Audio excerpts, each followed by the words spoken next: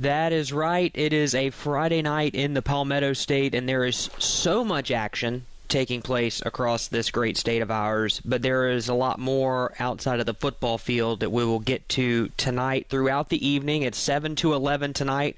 We are still praying for all of you, and you're in our thoughts and prayers, dealing with Hurricane Helene. That's why still most of the state, half of the state, didn't even play in football tonight in most regions. Justin Hall, Elijah Campbell, Ed Bird. By the way, at 1:30 today, we did determine, Elijah, that this is Ed's show, and we're just along for the ride. Yes. So it's his. That would be a correct assessment. He runs the ship, and he has the power actually to cut all of our mics whenever he wants. So he absolutely does, and don't think he hasn't thought about it a couple times with me over the years. A lot to get to. Again, most of the state is playing tonight. A lot of the state is not. Again, Aiken, Abbeville, Allendale, all those counties still don't have power. I have family who lives in those areas. A lot of the upstate still doesn't have power. I have family that lives there. So, and again, we won't even get into the Western North Carolina thing because it's insanely awful.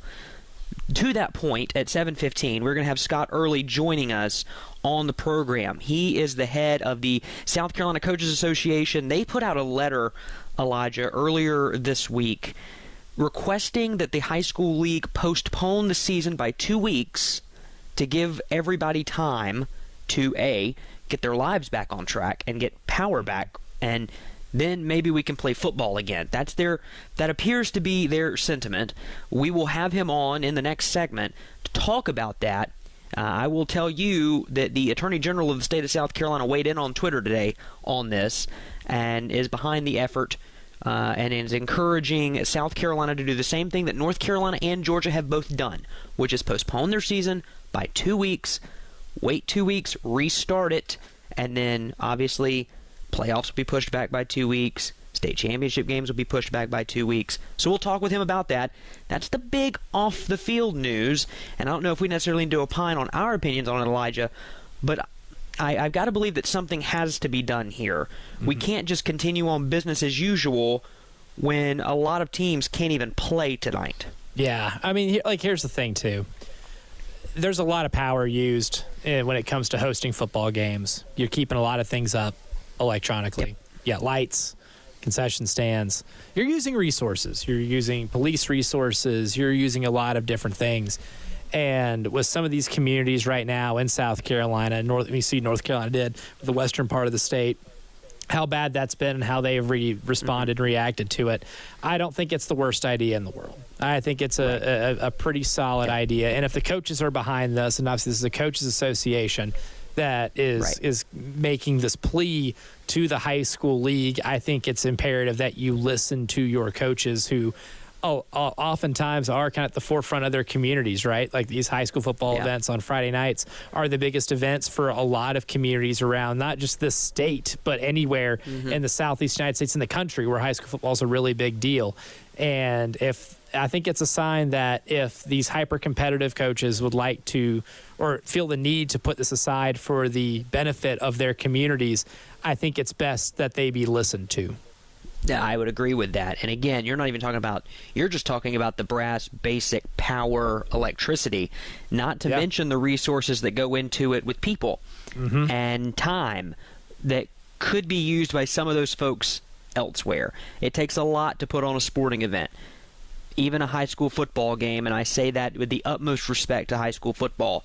Even a high school football game takes a lot of input. So we will talk with Scott Early at 7:15. He's the executive director of the South Carolina Athletic Coaches Association. We'll have him on and get their perspective on that. That's one off-the-field segment.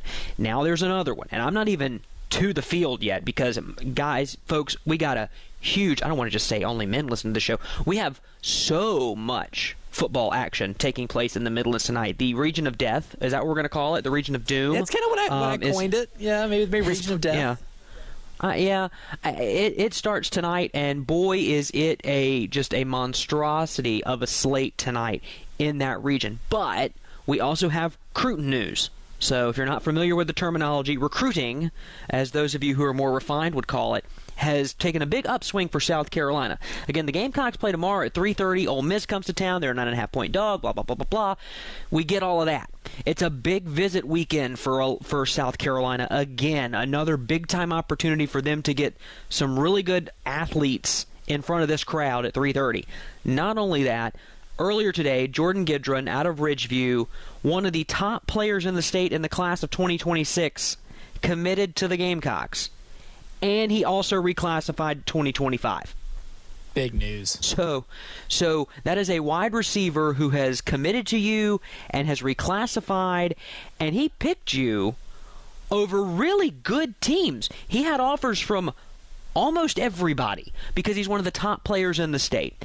On top of that, I'm not even done yet. Earlier this week, wide receiver Donovan Murph out of Irmo, he reclassified to 2025. He's still going to graduate in May. He's not graduating in December. Neither is Jordan. They will be part of the 2025 class. Donovan Murph is considered 3 schools are left on that board, and that's Alabama, Clemson, and South Carolina. And on top of that, now I'm almost done. Malik Clark, wide receiver, decommitted from Florida State. And he is a top flip target. So, Elijah, all of that boils into this next statement I'm about to make. If you're a South Carolina Gamecock fan, you better start paying attention to high school football, even if it's delayed by 2 weeks. Yes, absolutely. And look, we've talked about Donovan Murph on this show a lot. I've gotten to cover him pretty frequently since he transferred to Irmo and since he's been playing for the Yellow Jackets and Coach Brand's program. That is, landing him would be significant. If you've just listened to how we've talked about this kid and the intangibles he has at wide receiver, it's pretty significant. But the Jordan Gidron is massive. That is massive news. And that's here in your backyard, baby. I mean, these are two guys in your backyard. You're a big South Carolina fan. I highly recommend watching these two kids play. I do feel like you're going to get Donovan Murph, and it's official that you did land Jordan Gidron. Watch these kids. Watch them because they will be future Gamecocks, and they are going to be prize pieces to this recruiting class that – with all due respect, I feel like has lacked some pizzazz in certain areas. These are big splashes. And if you're able to land Malik Clark, too, obviously not in the backyard, but it does look very likely if you just kind of follow these kids on social media that Malik Clark will be flipping his commitment from Florida State to South Carolina. And if that's the case, buddy, you're looking at 3 wide receivers that can come in at the same time, develop together, and create a legit core of receivers. That would be a big part of your passing game. And whoever the quarterback is, and in 2 years from now, whether it's Lenoris coming back for year 3 or whoever, they've got weapons with years underneath their belt. And this is a good long-term view of the South Carolina team. So if you're not familiar with them, I highly recommend watching these kids get out there on the field now. Get familiar with them. I feel like we're starting to see some sparks with this South Carolina recruiting class, and we'll see if that continues. But that's just the off-the-field news. That's just that's the periphery. That's the in the corner of your eye. It's there, and it's impacting you. But we got really good football tonight, too, folks. And let's start here. Let's not do the Region of Doom yet. Let's start at South Point. The South Point Stallions are 3-2. They're hosting Camden 4-2. It's the first meeting between these two schools ever. And ever. I love a little Grayson history. Rimpf. I do. This is great. Grayson Rimpf is starting at quarterback for Camden. He started last week, threw for 222 yards and 2 touchdowns against Drea. Tanner Bracey has 5.5 sacks. But quarterback Cam McMillan for South Point has thrown for 713 yards and 9 touchdowns in 3 games since he returned from injury. Tamarin Williams is a senior. He has 4 sacks for South Point. He leads the team at South Point with sacks. Also has 28 tackles, 5 of those for loss, and 10 quarterback pressures. So can they put pressure on Grayson Rimpf, a new starter for Camden? I like their odds up at South Point. And then we get into the Region of Doom. Here we go. Chapin is at Dutch Fork. And that game is starting, as all of these are, in about 21 minutes if you were the same as me, and I have 7:10 Eastern Standard Time. Chapin at Dutch Fork. Elijah Chapin's 4-1. Tough loss to Somerville.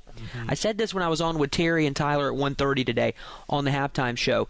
Chapin scores a lot of points. They also give up a lot of points. And Dutch Fork has given up 7 points. Not per game at all. 7 points. That's it. So if you're Chapin, if you can put up some points against Dutch Fork, I believe it further legitimizes your offense behind Brady Albro. Oh, significantly. It's going to be a game of how many stops is Chapin getting on a weekly basis, because that offense go burr. It score points. Yeah, that point machine is humming, right? Like Brady Albro's having an incredible season. Those receivers are helping him out in a big way. I don't see Chapin beating Dutch Fork. I don't see Chapin really beating the top 2 or 3 teams in this region, but they're going to make things interesting. That's the thing, right? They're going to make things significantly more interesting because they have an offense that will test anybody. And for a team like Dutch Fork, who straight up just refuses to give up points, right? They're very stingy. Right. They don't like giving up points. They're very good at keeping you from scoring points. If this is a really good barometer for Chapin on offense, Dutch Fork on defense. If Dutch Fork holds them to under 2 touchdowns, then they are just as lights out as we expected. Our priors have been confirmed. Right. But if Chapin's able to put up 21 on Dutch Fork, yes, they might lose by a few scores. But that would tell you so much more about Chapin's offense and ability to score and how that's going to carry over to other games than you could possibly imagine in a 2 or 3 score loss, right? I mean, so this is a very interesting game to really see what the best on best matchup is. And we'll go ahead real quick. We can go ahead to the phone line. Cale Wilson, he's our man's back in action, right? He's overcome his illness. Back healthy. Cale Wilson is back. He has overcome his illness, and we have him at a very massive 2-way showdown tonight. Cale, tell the folks where you're at and what you're looking for. Hey guys, can you guys hear me okay? Oh yeah, you're good. All right, so I'm calling you guys from Kershaw County. With the showdown between the 2-3 North Central Knights and the 5-0 Chesterfield Rams. Undefeated club, Chesterfield Spicy. Rams. So I'm actually pretty excited for this game. I know North Central's on a 3-game losing skid. They're coming off of a heartbreaking 35-41 loss to Buford last week, and I didn't get to see how they lost until I got here.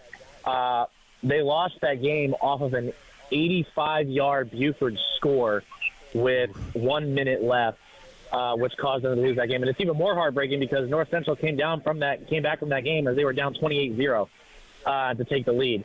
So it looked like they were going to come out with a win there, but unfortunately they didn't. So they're trying to bounce back here tonight against a very talented Chesterfield squad who, as I said, is 5-0, so is yet to lose a game. There's a couple big key players in this game. I want to start with Chesterfield. First guy I want to talk about is number 10, Terrell Robinson. He's a wide receiver. He's 5'6", but he's the definition of tiny but mighty, in my opinion. This kid is insane, sensational. If you are going up against him in open field, you better hope he doesn't break your ankles because this man is shifty as it gets. I like to call him the human joystick, if you will. Yes. And then number 1, Amani Welch, playing both corner and wide receiver tonight as a sophomore. And then quarterback Bryce Adams, the junior, for Chesterfield. Now, for North Central, number 1, Jordan Joe, who's a wide receiver. Very tall kid. He's about 6'2" or 6'3". He's definitely going to have to use his height tonight, and I'm assuming they're going to want to utilize his height and his talent tonight if they want to advance and get another win in the win column tonight and get back to .500. Another one is number 6, Zymarcus Stover at wide receiver and corner. And finally, at number 8, Jalen Thompson. And another one, Braden Price, quarterback, number 4, who just played his first game last week as number 3, Ashton Brazel, the quarterback, who was the original starter, got hurt. So Braden Price was thrown into the fire last week against Buford, but did really well as he helped put up 36 points for that nice offense.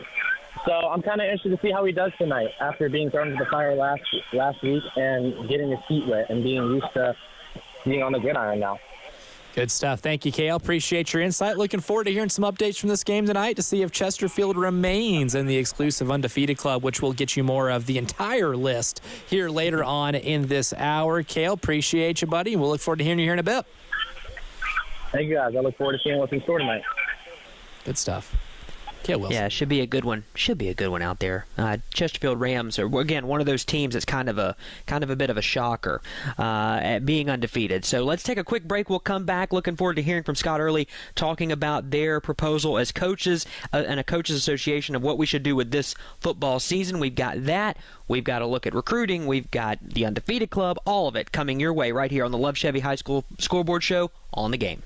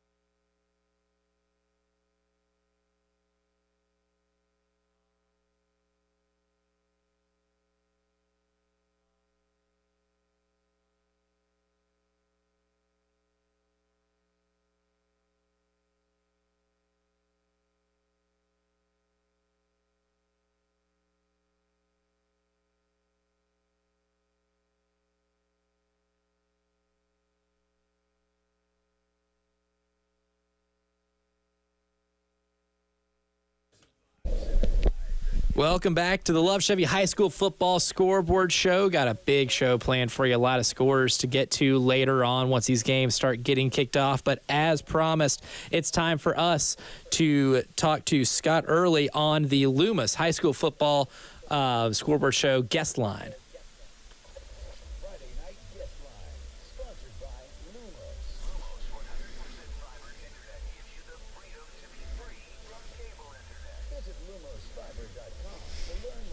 So we'll go ahead and bring on Scott Early. He's the executive director of the South Carolina Athletic Coaches Association. Scott, thank you so much for joining us. And the last couple of weeks have been brutal for a lot here in this state, and I thought you penned a pretty eloquent letter kind of laying out the challenges of continuing a high school football season as of right now, written to Dr. Jerome Singleton, the commissioner of the South Carolina High School League. So first off, again, thanks for joining us, and I just want to go ahead and lead off with that letter and everything that's kind of gone into it, requesting a pause in play, because what Hurricane Helene did has caused devastation that I don't think anybody was really prepared for. Well, no, absolutely. And I think it, first of all, let me just go ahead and get this out of the way. Dr. Singles and I are best of friends and allies, not enemies, but we both have a job to do. And, I think anytime there's something unprecedented that occurs that's maybe never happened before, so I'll just throw out a practical example. Y'all probably not old enough to remember this, but when Hugo hit South Carolina, that was the worst natural disaster the state's ever faced, and 35 people died. Today we're up to 69. But because the coast, with the foliage and the soil and the emergency response teams, they've been through this so many times, it's just old hat for them. So they are equipped, prepared. In the upstate, in the eastern, the eastern part of the state is equipped for that. The western part of the state has never seen a natural disaster like this. So I can understand there's some reluctance maybe not to have a knee-jerk reaction. However, we still have schools and athletic programs and people without water or power. And, I try to keep up with everything. So I'm watching TV interviews where students at T.L. Hanna and Westside are loading planes to get food. Like it's unprecedented. So I think the unprecedented part may be hopefully what's causing the delay. And Coach, there's a lot that goes into this, and you eloquently mentioned Hugo. In conversations I've had with folks throughout this week, and as I mentioned off the top, I've got family in all corners of this state, and I've got family in western South Carolina, much more western than I am, and eastern Georgia, who still don't have power, and we don't know when they're going to get it back. And that goes for everyone in that area, and it goes for the schools. When it comes to talking with coaches, how have those conversations gone? And we don't have to be specific, but how has it gone when you've talked to coaches within your association? And these are hyper-competitive guys who have been preparing all summer for this season. What have those conversations been like with those coaches as you broach this topic before writing the letter? Well, desperation, panic, uncertainty, numerous texts, I've got coaches that have to drive to the local Lowe's and log on their internet just to send me a text. So this has been going on since Sunday, and I sent an email on Sunday and on Monday again, and I think it's just people are in shock and all, like, so, how does this happen? And, I'm like you, I grew up in western North Carolina, so I grew up right below the Lake Lure area. And I talked to those folks, and I don't think they're going to have fall athletics at all till after Christmas. Part of I-40's washed out. So I think the suddenness and the just unparamount times probably cause some, great leaders are patient when they make decisions, and I'm sure Dr. Singleton is absolutely doing that. But we've had, I think, 41 games canceled here. 29 of those didn't play last week. So we're already 2 weeks behind. And in 2016, we had almost the same scenario in the eastern part of the state, and we were able to work through it, play the state championships, get a definitive winner. And, I remember being the director of the Touchdown Energy Bowl since 2003. I remember having the Touchdown Energy Bowl at the same time the state championship was going on, and the kids that did not play that are playing in the state championship did not have an all-star opportunity, but it provided opportunities for so many other student athletes. And again, people are making this more about football because it's the cash cow, but think about volleyball, cross country, tennis, swimming, golf. Those are sports that compete 2 to 3 times a week. Now, for them to meet region qualifiers, they would have to play 4 to 5 days a week. And then you get into safety thing. But again, I think this is totally the shock of unprecedented times in Western South Carolina. Scott Early joins us right now. He's the executive director of the South Carolina Athletic Coaches Association. And Scott, if they were to be able to implement a 2-week sports hiatus across the state of South Carolina, I think one of the biggest questions would be what are kind of the logistics of getting things back on track, or what maybe the calendar adjustments might be for anybody who's listening whose kids are participating in fall sports across South Carolina right now. What would you kind of tell them in terms of maybe what to expect if we were able to get this implemented and take a couple weeks to kind of regroup and try to move on from there? Well, I think this Tuesday is a little bit late. I think, here we are on Friday. The prior Tuesday would have been a better way to do this, to try to prevent problems or solve them. However, again, it's unprecedented, so I'm very understanding. But my job is to be an advocate and voice for our over 8,000 members of the South Carolina Athletic Coaches Association, and I've had so many coaches from the Low Country that are able to play tonight also reach out to me and say, "Hey, it's time for us to reciprocate," because we have been very equal on times in the past where our Grand Strand PD Low Country areas have been devastated by natural disaster. The sun's shining in Greenville, but we kindly understand and are empathetic, and we wait. And I know there's, all the years of coaching, there's all kind of agendas in the singlet schools of, well, does this help us? Does it hurt us? Can we win a region title? Can we get a better playoff seeding?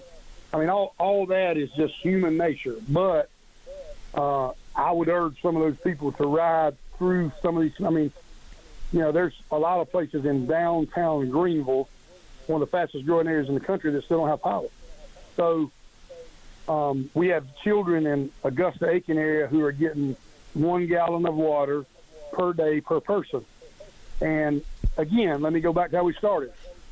It's kind of like, not to be redundant, but when it snows in upstate New York or Pennsylvania, they don't cancel school like we do. They're equipped to handle these situations. I think in the upstate, we never saw this coming as far as our foliage and our soil, the density, the rain amount we had before this disaster happened, and it's paralyzed these communities. And I just think we need to be focused on, helping the western part of our state, just like we've always had empathy and helped the eastern part of our state. That's a great point, Scott. Looking for, I'm just trying to be blunt and honest. I mean, yeah, I appreciate that. I think the situation that arose last Thursday evening into Friday morning is one that no one in their wildest dreams expected, because I do believe this is the worst hurricane. I mean, sports is a love for me and current events, but weather's up there. It's one of the worst storms we've ever seen, and what it's done to the western half of this state is terrible. Actually, it's the worst for this reason. Yeah. Just because you got to understand, we were saturated with 8 to 10 inches of rain before the winds came, and when I was up at the wee hours of the morning and watching this, I just thought, this is going to be a big deal, and we need to get ahead of this. And that prompted my response and letter, which is not a knee-jerk reaction. It's just trying to be a voice to say, hey, can we acknowledge that we're in some difficult, unprecedented times here, and can we get some help on competitive ballots and making sure that our Western South Carolina teams have an equal opportunity to complete their schedule, compete in the playoffs, play in all-star games, get to Christmas, and then we all look back on this and are proud of how we were united with one another, and we basically put down our in common differences with one another to come together for a greater cause. That was the whole point of my statement.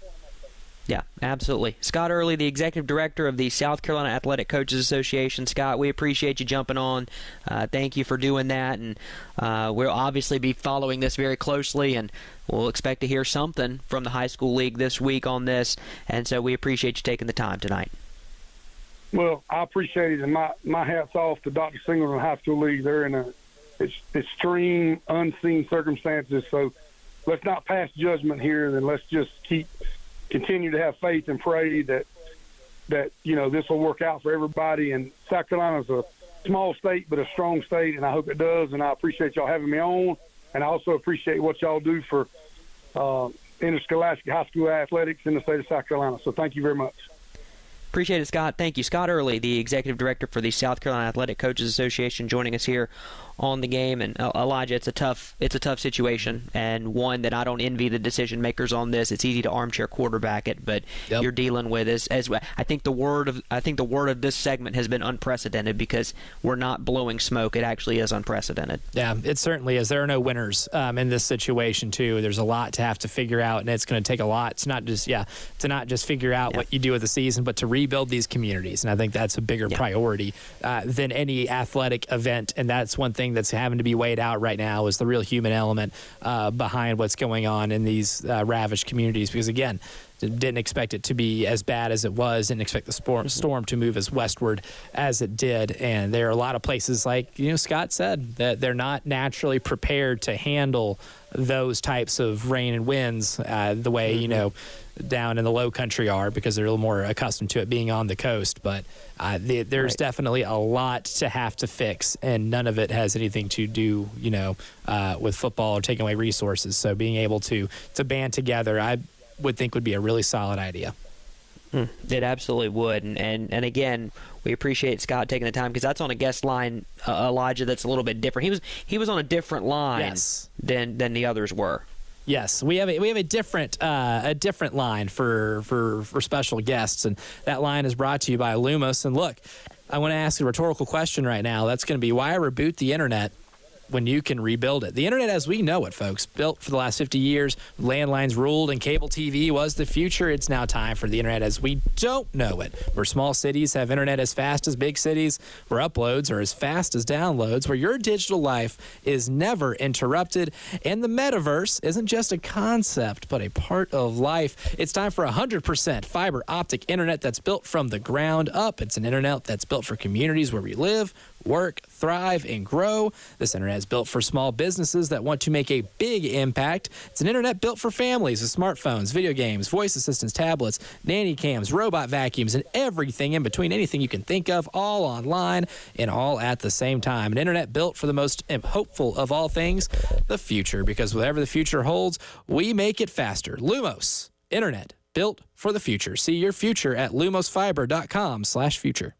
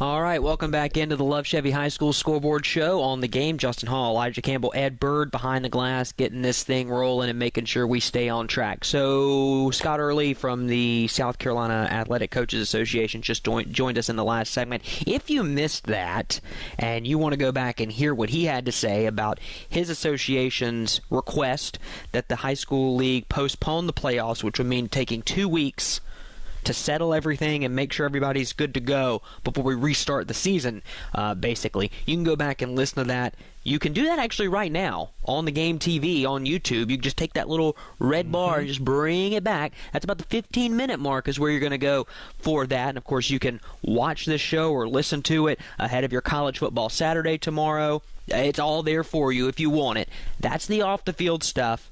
We just spent the first 30 minutes of the program talking a lot of off-field.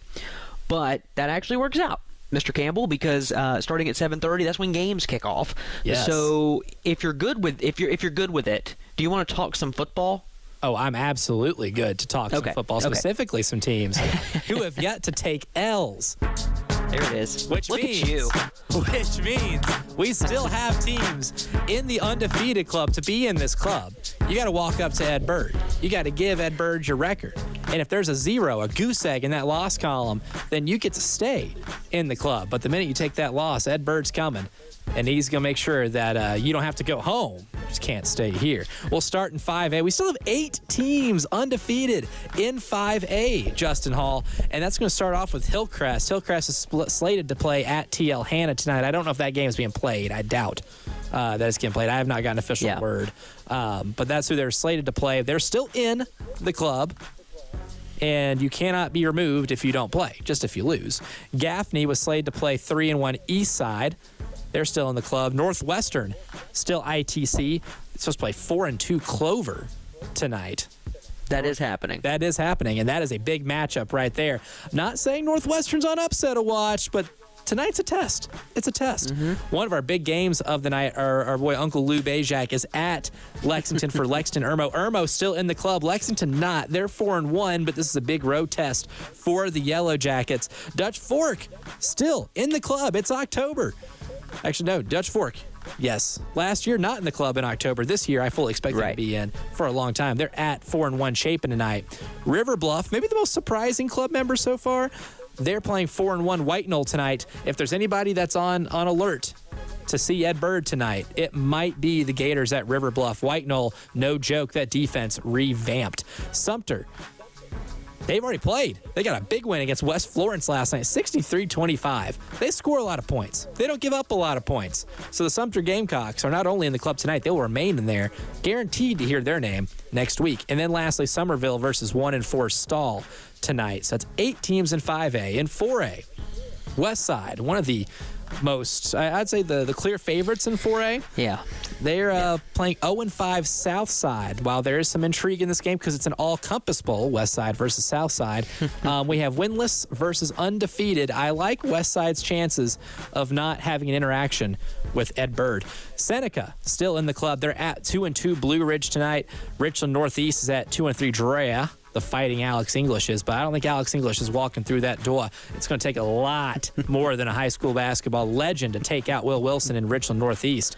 Excited to see what they do and how long they can stay in this club.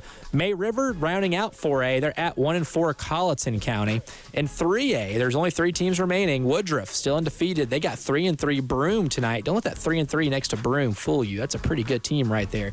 Good test for Woodruff. Mountain View Prep at 1-5 Chapman. I don't think Debo Samuel's walking through that door anytime soon. Marlboro County, they got 4-1 Aner tonight. Aner not in the club anymore because of a wild and wacky loss that, quite frankly, ladies and gentlemen, you have to see to believe. All you got to do is kneel the ball down. You win the game. Quarterback forgets to do the kneeling the ball down part, drops the ball in celebration. Opposing team picks it up. Opposing team wins. Aner gets an unexpected visit from our man Ed Bird. They're no longer in the club.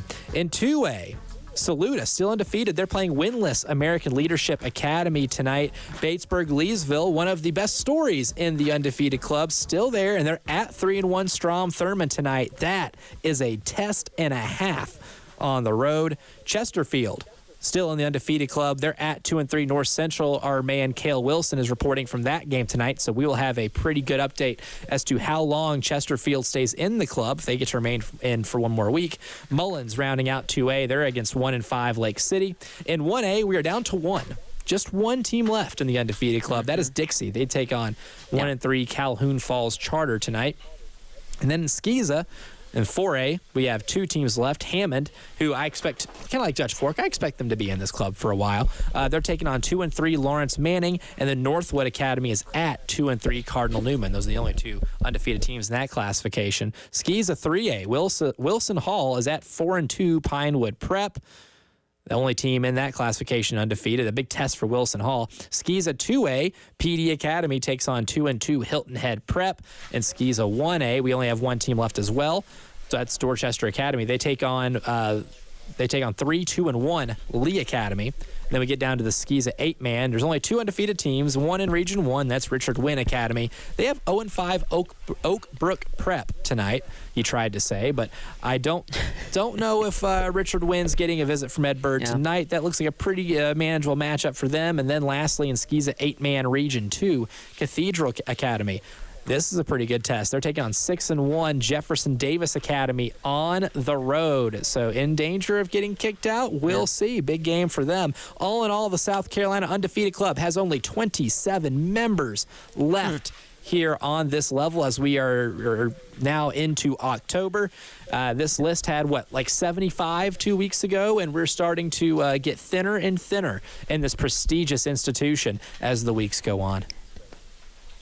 So there's, again, that number dwindles down more and more as the days go on. It never lessens, or it never gets more, I should say. It never increases. It always decreases, and that number is going to continue to drop. I'm shocked by 8 in 5A, Elijah. I really am. Still. I'm telling you, that number might go down a little bit more because that's a rivalry game, Battle of the Dam, between Lexington and Irmo. Irma went 3-and-out to start the ball game. Wow. Things that you didn't think you would hear. No, that was not on my expectation list going into tonight, to be quite frank here.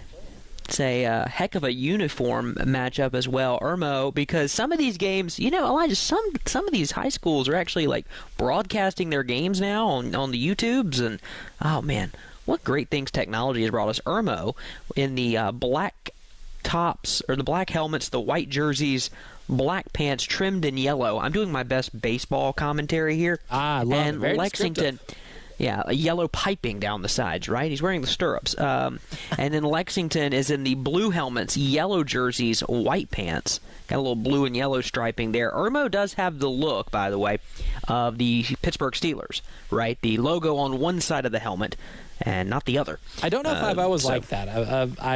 I get there's a prestige thing to it with the Steelers, and they kind of made that popular. I don't know if I like the look. I just don't. Yeah. I like having the sticker on both sides. I'm with you. Individual. I'm with you. I like, and this is my one reference to it. Well, probably not. I really like red helmets as well. But I just say, I'm just going to sneak that one in there. I really like red helmets. I'll leave that there. You can determine what I mean by that. Not garnet, red. Maybe black jerseys, maybe white pants, maybe of the throwback variety. Of the throwback variety, maybe Kirk D. Cousins slinging it for 500. Man, what a Thursday night. Is Kirk Cousins good in primetime? Is he good in primetime now? See, is that a thing? What really grinds my gears as a New Orleans Saints fan is I've been victimized by Kirk Cousins and other uniforms before I know Kirk Cousins is really good. I have been on Kirk Cousins Island when everybody's making the primetime jokes, when everybody's making the jokes about his goofiness and making him I don't say the laughing stock of the league, because again, he's always been good. No one's taking him seriously. He gets signed by my arch rival, and now he's throwing 5 bills. He's beating my favorite team, and then is throwing 5 bills on Thursday Night Football, and now everyone is starting to finally acknowledge that Kirk Cousins is good at my expense, even though I've been saying it for years. I'm not. I know you have.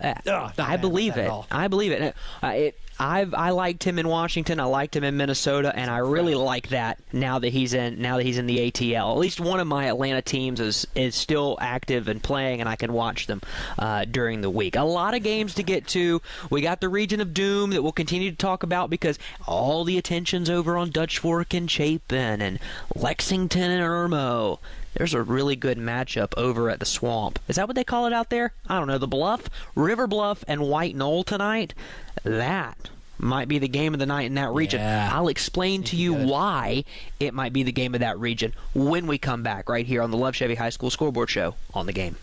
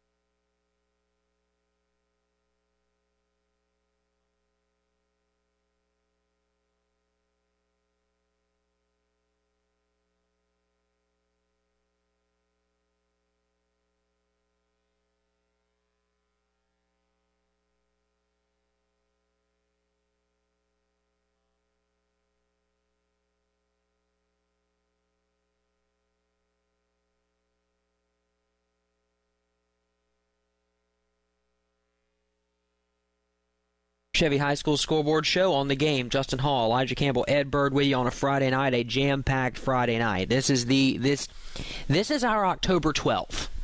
Okay, if I can make a reference, next week, by the way, next Saturday is going to be just downright bonkers in college football.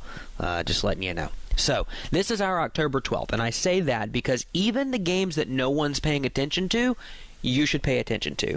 And Mr. Campbell, I gave what we call in the business a teaser going into the break, and so I want to come back to that industry term. If you don't know, just ignore it. River Bluff and White Knoll. And again, I know every week I say don't do math on live radio. I did math during the break, but I'm going to check it on live radio just to make sure I'm doing something right. Okay. Very bold of you. Very bold.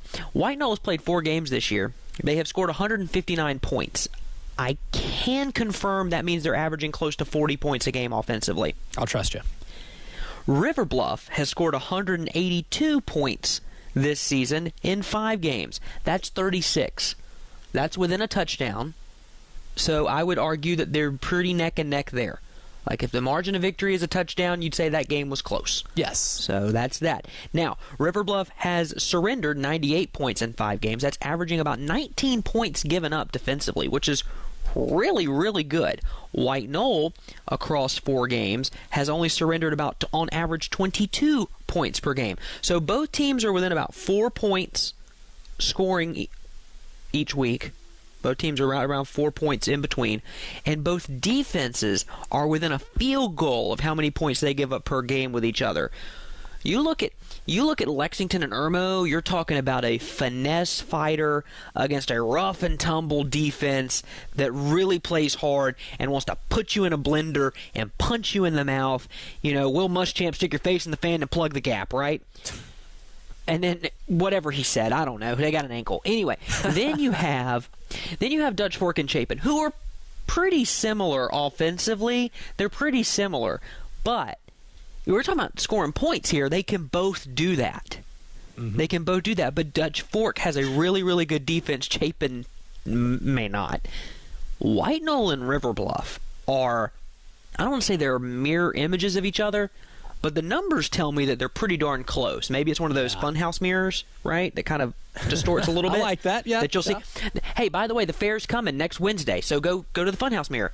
Anyway, these two schools are extremely close. Now, I will say Blair Hardin and Coach Nicholas Pelham, both coming from that coaching tree. You know that coaching tree. And so that's a game that we need to keep an eye on, because that's a region game. By the way, White Knoll, unfortunately, what's it feel like to be 3-1 and last in your region?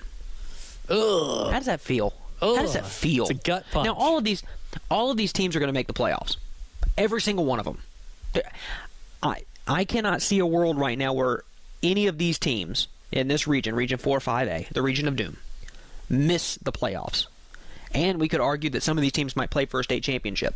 To that point, if you're White Knoll, if you're River Bluff, Elijah, this is the night for you to flex some muscle and get a win over a team that plays a lot like you, that you're similar to, and you can get a leg up in this region early. You get that one region win early. You're on top of the board quick before you face a high-flying Irmo or a high-flying Dutch Fork or a high-flying Chapin, for that matter. So this is a game that I think people might not talk about initially, but it might be one that turns out to be the best game of the night.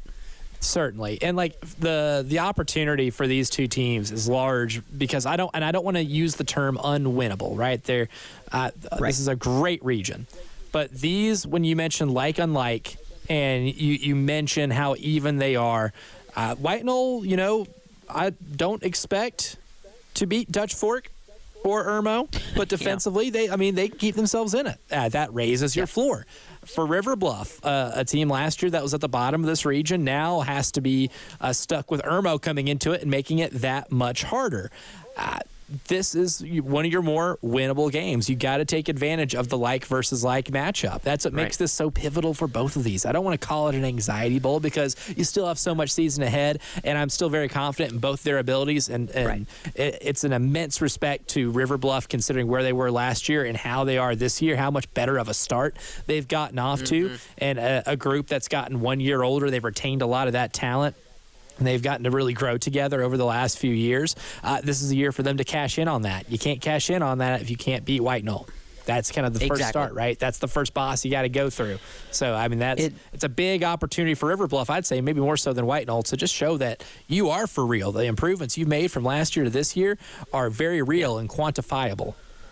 Yeah, it's a flex game. It's a fork in the road game. I read an article on Gamecock Central today about the game tomorrow being a fork in the road game. And I think it's a fork in the road game for these ball clubs. It's not going to tell you your season's not going to be terrible if you lose it, right? Yeah, I think you're still a quality team, that you're going to get some wins even in this region. But it's a game that's a measuring stick game. I'll call it that. You find out who you really are, and that's for everybody when it comes to region play. And I think we're finding out something about Chapin, and I think we're finding something out about Dutch Fork, because this game has gone sideways. Yeah, already. So Chapin couldn't get anything going. Long punt return for Dutch Fork to the 1. They scored on the next play, 7-0. That was with 9:25 to go. Chapin then, ensuing drive, nice drive going. This is from Mark. Thank you, Mark, on the platform formerly known as Twitter. Albro double pumps on a quick out. Dutch Fork interception, but not just an interception. The dreaded pick six. 14-0 Dutch Fork. 7:16 to go in the first. Oh, sir, I'm not done. Dutch Fork has 2 offensive plays, and they've scored a touchdown on both of them. The second one is on a 70-yard wide receiver screen. We have 5 minutes and 44 seconds left in the first quarter, and Dutch Fork leads Chapin 21-0. Oh, goodness gracious! Yeah, that's. Oh man, you don't want to start thinking about that running clock, but. Brother, it looks like, this is a goal that is very attainable for Dutch Fork to get this thing to be a running clock sooner rather than later. About every nightmare scenario you could possibly conjure up if you're Chapin has occurred. You now, whatever you have in the behind the break glass in case of emergency box, I think it's time to do. You got to salvage something here. You've got to prove that your offense can move on these guys, and anytime the opposing defense has outscored your offense, I don't care how early or late into the game it is, not a good sign. Yeah, not a good sign at all. And when you're scoring that quickly, it can cause problems. We have a score from South Point and Camden. 1:49 remaining in the first quarter. South Point leads Camden 10-0. A long touchdown pass from Cam McMillan to Dalen Duncan. And the Stallions extended their lead to a 10-point margin in the first quarter. And by the way, Reggie Anderson has how about this nugget, guys? We didn't even think about this, Elijah.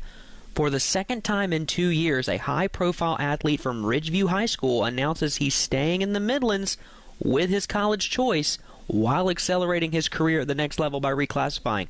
Whomst is the other outside of Jordan Gidron? That'd be Gigi Jackson.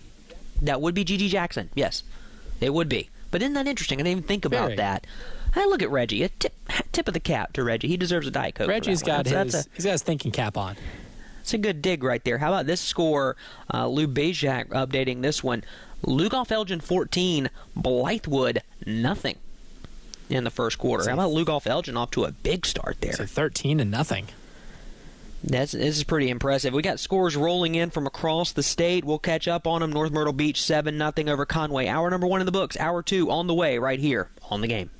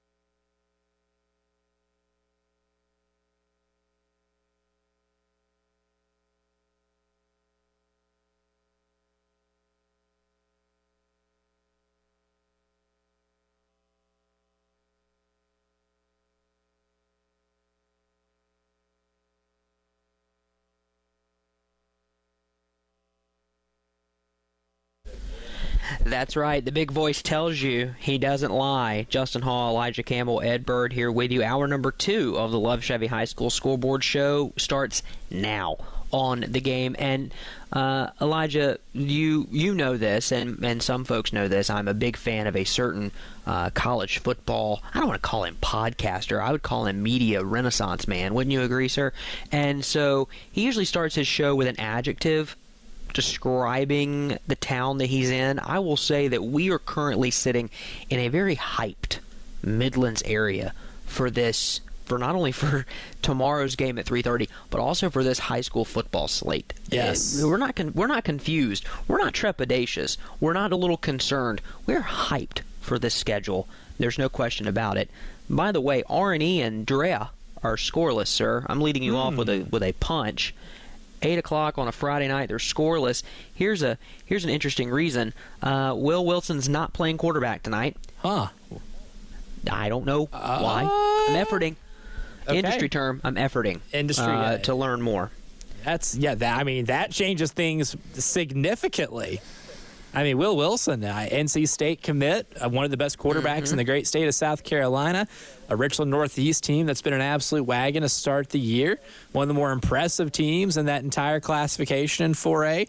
That's a pretty significant development. There's not really many teams in 4A right now that I'm looking at to be a legit challenger to Westside. Richland Northeast is one of them, and if they're without Will Wilson, that's a pretty significant loss. And as I say that, Dutch Fork scores another touchdown. It's 28-0. Silver Fox is over Chapin.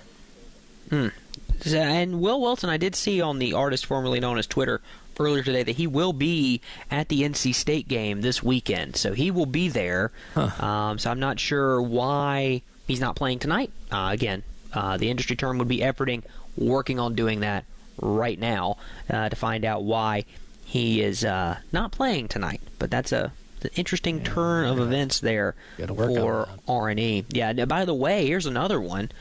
No score in the second quarter between Irmo and Lexington. And, I told Lou Bajak, Uncle Lou, earlier this week that that's two totally different styles, and Lexington might muddy that game up a little bit. They really might make things hard on Irmo, and they're doing it, although a wide receiver screen just picked up a first down for the Yellow Jackets. But Lexington's that kind of gritty team that will make you sweat one out if they can, because they want to throw you into a blender for 48 minutes in a football game. And they've had their fair share of those already this season. Irmo hadn't had that yet. No, absolutely not. Not to that level. Not at that level.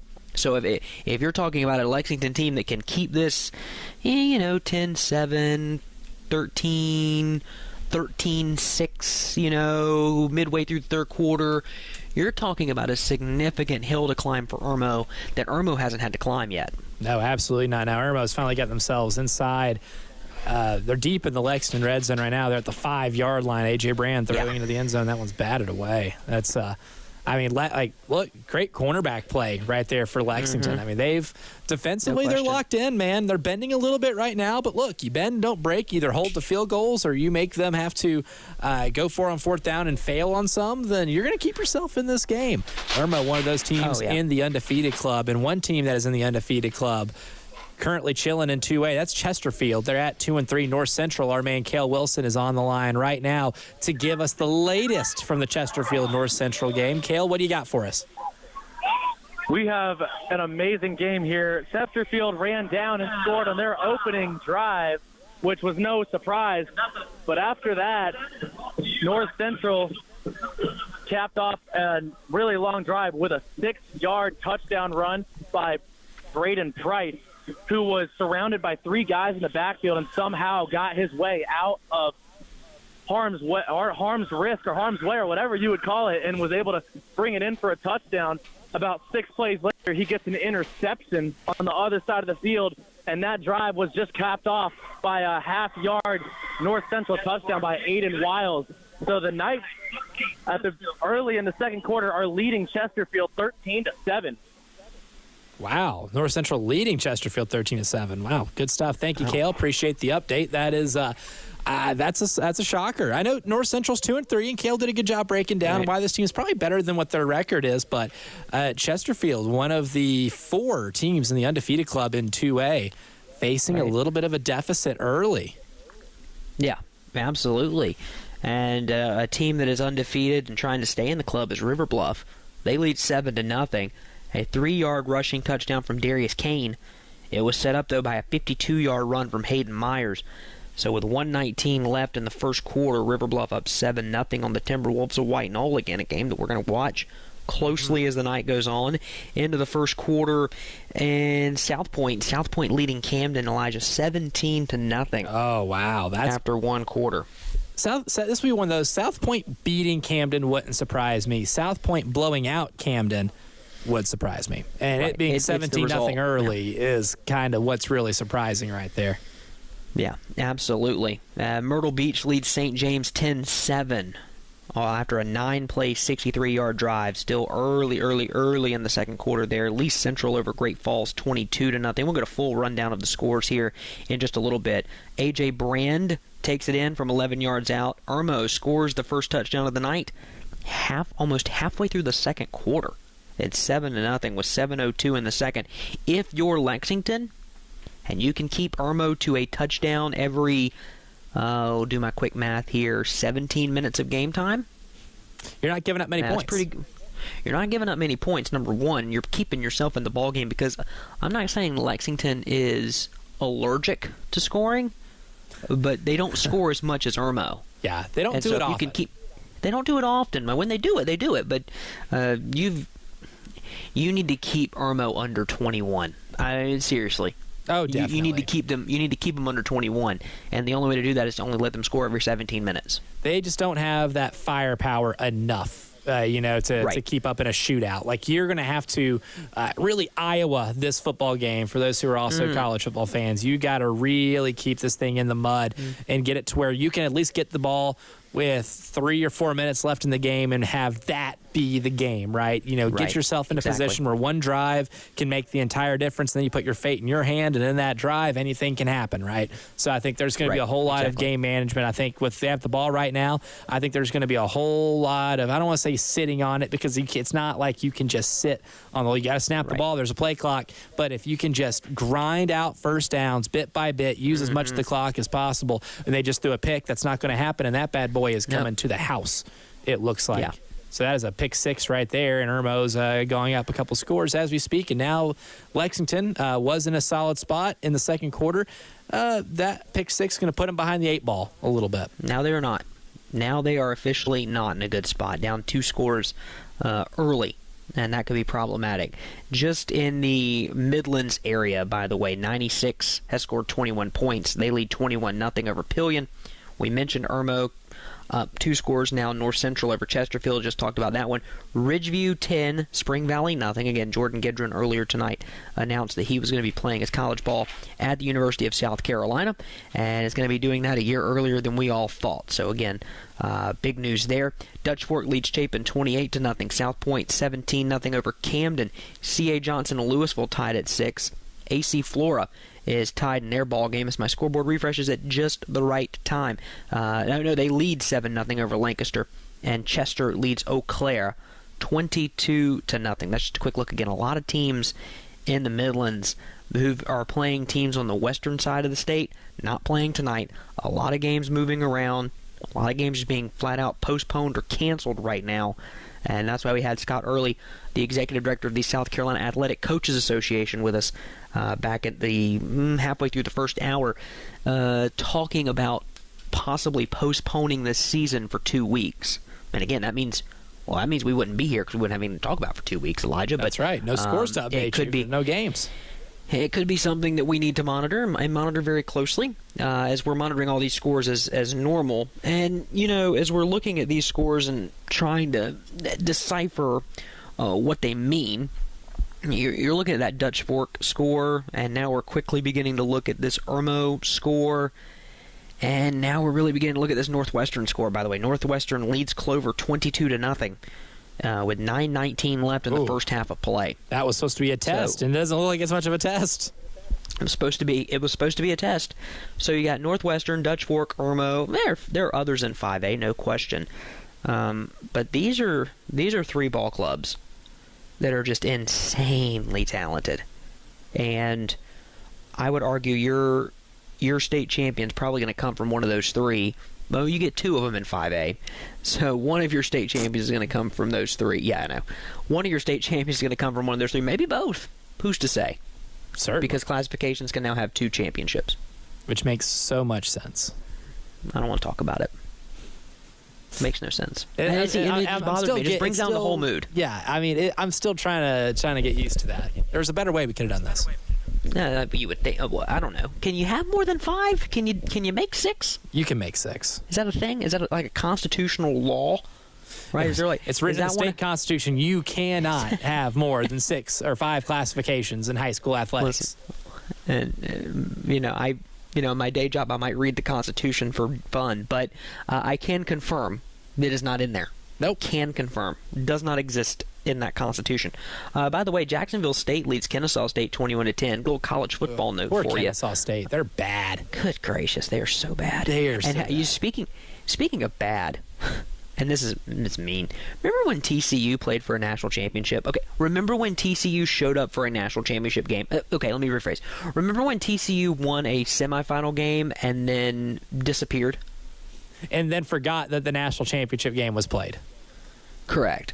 Remember when that happened? They were there in spirit in Los Angeles that fateful January night. I even doubt that.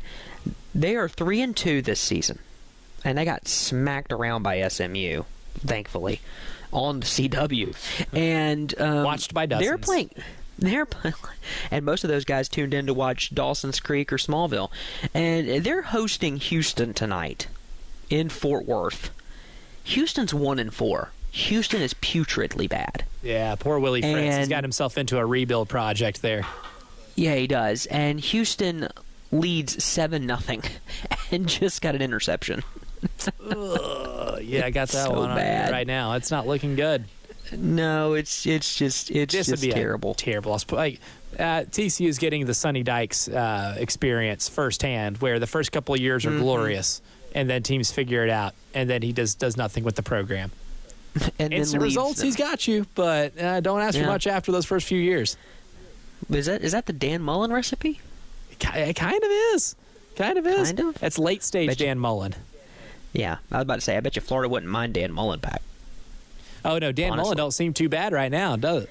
No, Not Dan at all. Mullen seems like a step up. I don't think with Dan Mullen, you're 3-point underdogs at home to Central Florida.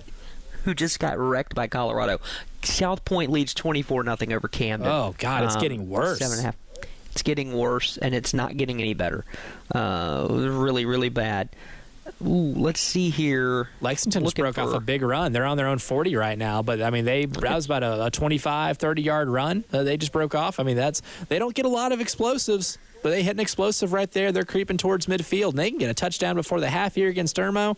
We're talking about a much different game than we were a segment ago. Dillon, after one quarter, leads Loris 14-0. This note from Chris Deering is just absurd. Dutch Fork has run 8 plays in the first quarter, and they lead 35-0. Oh, God. On 8 plays. On 8 plays. It's averaging 4 points per play in football. Points per play. I know yards per play is a popular stat, as it should be. Yards per play is a great metric to identify efficiency within an offense or a defense. But points per play, that should be a little different. That shouldn't be a thing in football. Just throwing that out there. Yeah, that pick 6, Matthew Blocker was the recipient of that pick 6. So Irmo is up 13-0 over the Wildcats, and that's a rivalry game. It's a rivalry game. I want people to remember rivalry games matter. Yeah, 24 seconds left to go in the first quarter.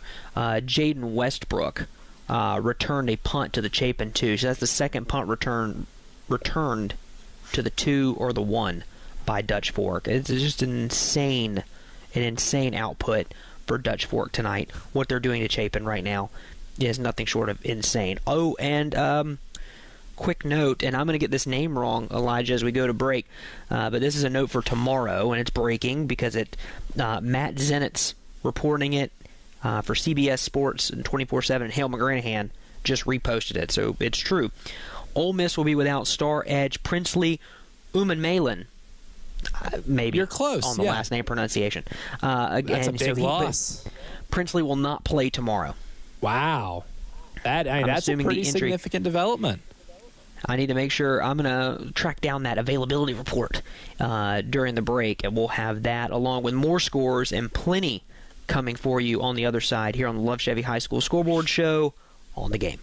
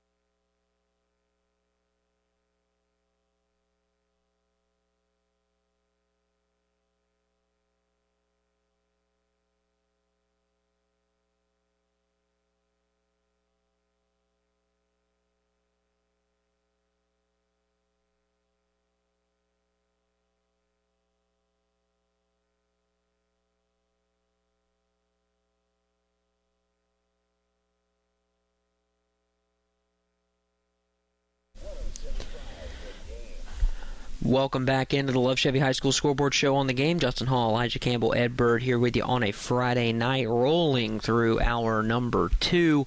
And there's so much to get into, a lot happening across the state. On the high school side, Clover is on the board, Elijah, with a 30-yard field goal. They trail Northwestern, though, 22-3. River Bluff is up 7-0 on White Knoll in a big region matchup there.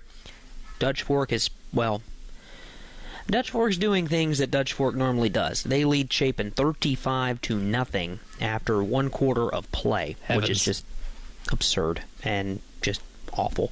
R&E has scored. They lead Drea 7-0. That one in the second quarter, I believe, as I'm looking for a number there. And Loris trails Dillon 14-3. That one in the second quarter.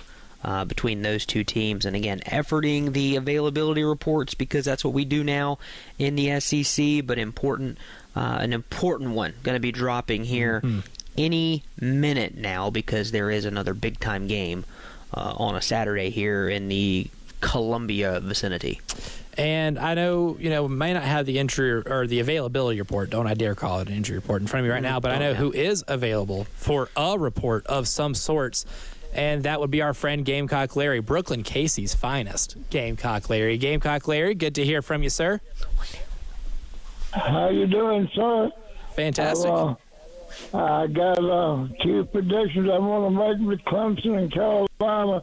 I'm going to predict Clemson, Florida State, 41-10. I ain't going to tell you who's going to win because I don't never predict a win. I don't never predict Clemson to win a game. 41-10, I ain't going to tell you who's going to win. I can piece together that. Okay, University of South Carolina Gamecock. 37, Ole Miss, Juice Wells, and you know what Nick called him, but I won't call him that. 37-31 Gamecock. And guess what? They got me in CrossFit Hospice. Well, they got together with the Gamecock Club, and they got me 6 tickets and a parking space, and I'm going out to the game tomorrow if I'm able, day to day. All right. If I'm able, I'm going to the game. They're going to take me up to the what zone? Take me up to the zone. Mm-hmm. They said they got me some seats in the zone. 6 of us. Nice. So yes, we going. If the good Lord's willing, and I'm able to make it, I'll just sit in my wheelchair, and I will go to the game, and I will have one more time I can pull from my Gamecocks. But I want to let all you all know, 107.5, 100.5, all of y'all, all the Gamecocks, everybody, I love all y'all. Old Gamecock Love is getting old, but that's all right. The good Lord said, I'm going to give you 11 more years so you can stay you're 101. Yes, Go sir. Gamecocks. Love all y'all. Yes, Abs, that is great news, Gamecock Larry. Yeah. I hope to see you at Willie B tomorrow. I hope to get to see you over at Williams-Brice Stadium. Very glad to hear that you will get to be in attendance for this game. It's a big game. You're going to get Gamecock Larry at any game at Williams-Brice this year. I think this is the game to send him to. I think it is because you're looking at a great ball game and good for Gamecock Larry and good for the Gamecock Club. That's good stuff. That's what college football, that's what college sports does. It's what it's supposed to do. And so South Carolina will have Gamecock Larry in attendance tomorrow. What better? I mean that's bigger than. Can I change my pick now? Right? Can I change it back to South Carolina winning? I think the stars are aligning here for some magic to happen. Well, this is the first trip for Ole Miss to the University of South Carolina since 2009. We all know what happened then on a Thursday night. That was a big-time ball game. Ole Miss was so good that year. Jevin Sneed just killing it. Yeah. I know. But this is not the first time they played since then. Remember, they played in 2018 when a Will Muschamp team scored 48 points. How'd that happen? I don't know. Somehow. That's beyond my comprehension. Somehow they scored 48 points, and they got to a 5-3 record off of that game, by the way, folks. 5-3 on November 3rd. Back in 2018, Jake Bentley rallied the team, and they scored 14 points in the fourth quarter. They won that ball game 48-44. Could we see? No way there's that many points scored between both of them tomorrow, right? We'll dabble. We'll dabble later. But did Chapin score? They did. This out loud. That's an inside thought that just came out. They scored. Look at that. I got confirmation. I got a text message confirmation that the Chapin Eagles are on the board. Well, the Chapin Eagles have matched the scoring output against Dutch Fork from 3 other teams combined. It's the first week of October, and Dutch Fork, we are in the third month of the season, and Dutch Fork has finally surrendered touchdown number 2. So congratulations, Chapin. Keep the ball. Frame it at this point. Right. If no one else is able to score on Dutch Fork this year, you can say you have. You keep that ball in a shadow box, a case, something. Yep. You keep that ball. Good for you, Chapin. That's good. That's the good stuff. The Barnwell Warhorses lead Lake Marion 14-13. That one with 5.5 to go in the first half of play. Oceanside Collegiate leads Hanahan 14-7. That one with 3:54 left in the second quarter. Ooh, that noise is one you hear when you hit a score that you kind of were expecting at this point, but it still looks ugly. South Point 4 minutes to go in the half. 37-0. Oh, my over God. Camden. I would not have expected this game to be a running clock alert at all. None at all. Was not seeing that.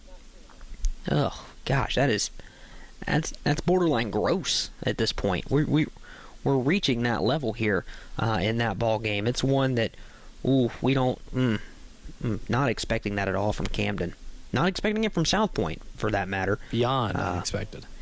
Halftime at Lexington over at New Wildcat Hollow, and Irmo leads Lexington 16-0 at the half. So again, you wanted to keep them under 21. They've already got 16 at half. We could be in some problems, and that's a game, Elijah, where we'll talk to Uncle Lou a little bit later when that game wraps up. But he and I had kind of differing thoughts on how that game could go. But you're teetering on the verge now of that game could get sideways in the second half if we're not careful, because Irmo can put up points in bunches, so you got to be very, very careful. That if offense, you're Lexington, tread lightly. Yeah, it's got the capability of going burr at any time, and that's one thing we said about this Lexington team. If you want to be competitive in this game, you want to hang in there in the fourth quarter. You got to go full Iowa here. You got to Iowa this bad boy up, right? You got to get it in the mud. You got to keep it low scoring. There's a lot of things you got to have to do because Irmo has an offensive capability that not a lot of teams in the entire state have. So this is no shade at Lexington. There's just not a lot of teams that have that offensive firepower. Not a lot of teams have an ACC quarterback throwing to a potential SEC wide receiver. Exactly. But that just does not, quite frankly, exist a lot at any level of high school football. So if you can keep this thing close and keep it low scoring, you got a chance in the fourth quarter. 16 points isn't lighting the world on fire, but at the same time, you got to get your offense to show something. I mean, to Lexington's credit, I thought in the second quarter they moved the ball fairly well. The running game was starting to work a little bit. If you can come out of the locker room firing on all cylinders, you can use that run game to use some clock, score a touchdown, then get a stop, then we got a different ball game here. So it's not completely over yet, but it's not completely going to game plan so far here in the first half for Lexington. The availability report, otherwise known as an injury report in college football, is out for South Carolina and Ole Miss, because that's what we do in this sport now. Offensive lineman Ja'Kai Moore, out. He'll be out for a while. Defensive back Kelvin Hunter, out. The three that not saying you don't care about the other two, Elijah, but the three that we know Carolina needs on the field: Raheem Sanders, Lenore Sellers, Jared Brown, all probable tomorrow. Yeah, I think we see them. Probable. I think we see them. For Ole Miss, I am interested in your dark arts theory here in a little while, but we'll start with the outs. Cornerback Cedric Beavers, out. Isaiah Hartrip, wide receiver, out. Wide receiver Devin Price, out. Running back Logan Diggs, out. Cam East, offensive lineman, out. Joshua Pfeiffer, wide receiver, out. Tight end Hudson Wolf, out. Linebacker Daniel Demery, out. Offensive lineman Jaden Williams, out. We mentioned the defensive end, out. The next group of questionables: Henry Parrish Jr., the running back. Defensive tackle J.J. Pegues, questionable. Jeremy James, offensive lineman, questionable. Akilo Stone, defensive tackle, questionable. Safety Lewis Moore, questionable. Probables include offensive lineman Micah Pettis, linebacker T.J. Daughtery, running back Matt Jones, wide receiver Caden Lee, and this other wide receiver that I've heard of before, Antoine Wells, is probable. He's never been on an injury report before. That's your full availability report for South Carolina and Ole Miss, coming up tomorrow at 3:30 Eastern Time. You know, Elijah, if you're watching that game on your television, or maybe you got the TV set up out of the tailgate, or you're having to use your laptop to stream it or your phone to stream it, I think we got some folks over at Lumos who can help you. That would be absolutely correct. Yes, they can. And look, I'll ask you a theoretical question here. Why reboot the internet when you can rebuild it? And that's kind of Lumos's goal right here, right? The internet as we know it was built for the last 50 years. When landlines ruled and cable TV was the future, that's no longer the case, because now, my friends, it is time for the internet as we don't know it, where small cities have internet as fast as big cities, where uploads are as fast as downloads, where your digital life is never interrupted, and the metaverse isn't just a concept, but it is a part of life. It's time for 100% fiber optic internet that's built from the ground up, an internet built for communities where we live, work, thrive, and grow. An internet built for small businesses that want to make a big impact. An internet built for families with smartphones, video games, video or voice assistants, tablets, nanny cams, robot vacuums, and everything in between that you can possibly think of. All online, all at the same time. This is an internet, my friends, that's built for the most hopeful of all things, the future. Because whatever the future holds, we make it better. Lumos, the internet built for the future. See your future at lumosfiber.com/future.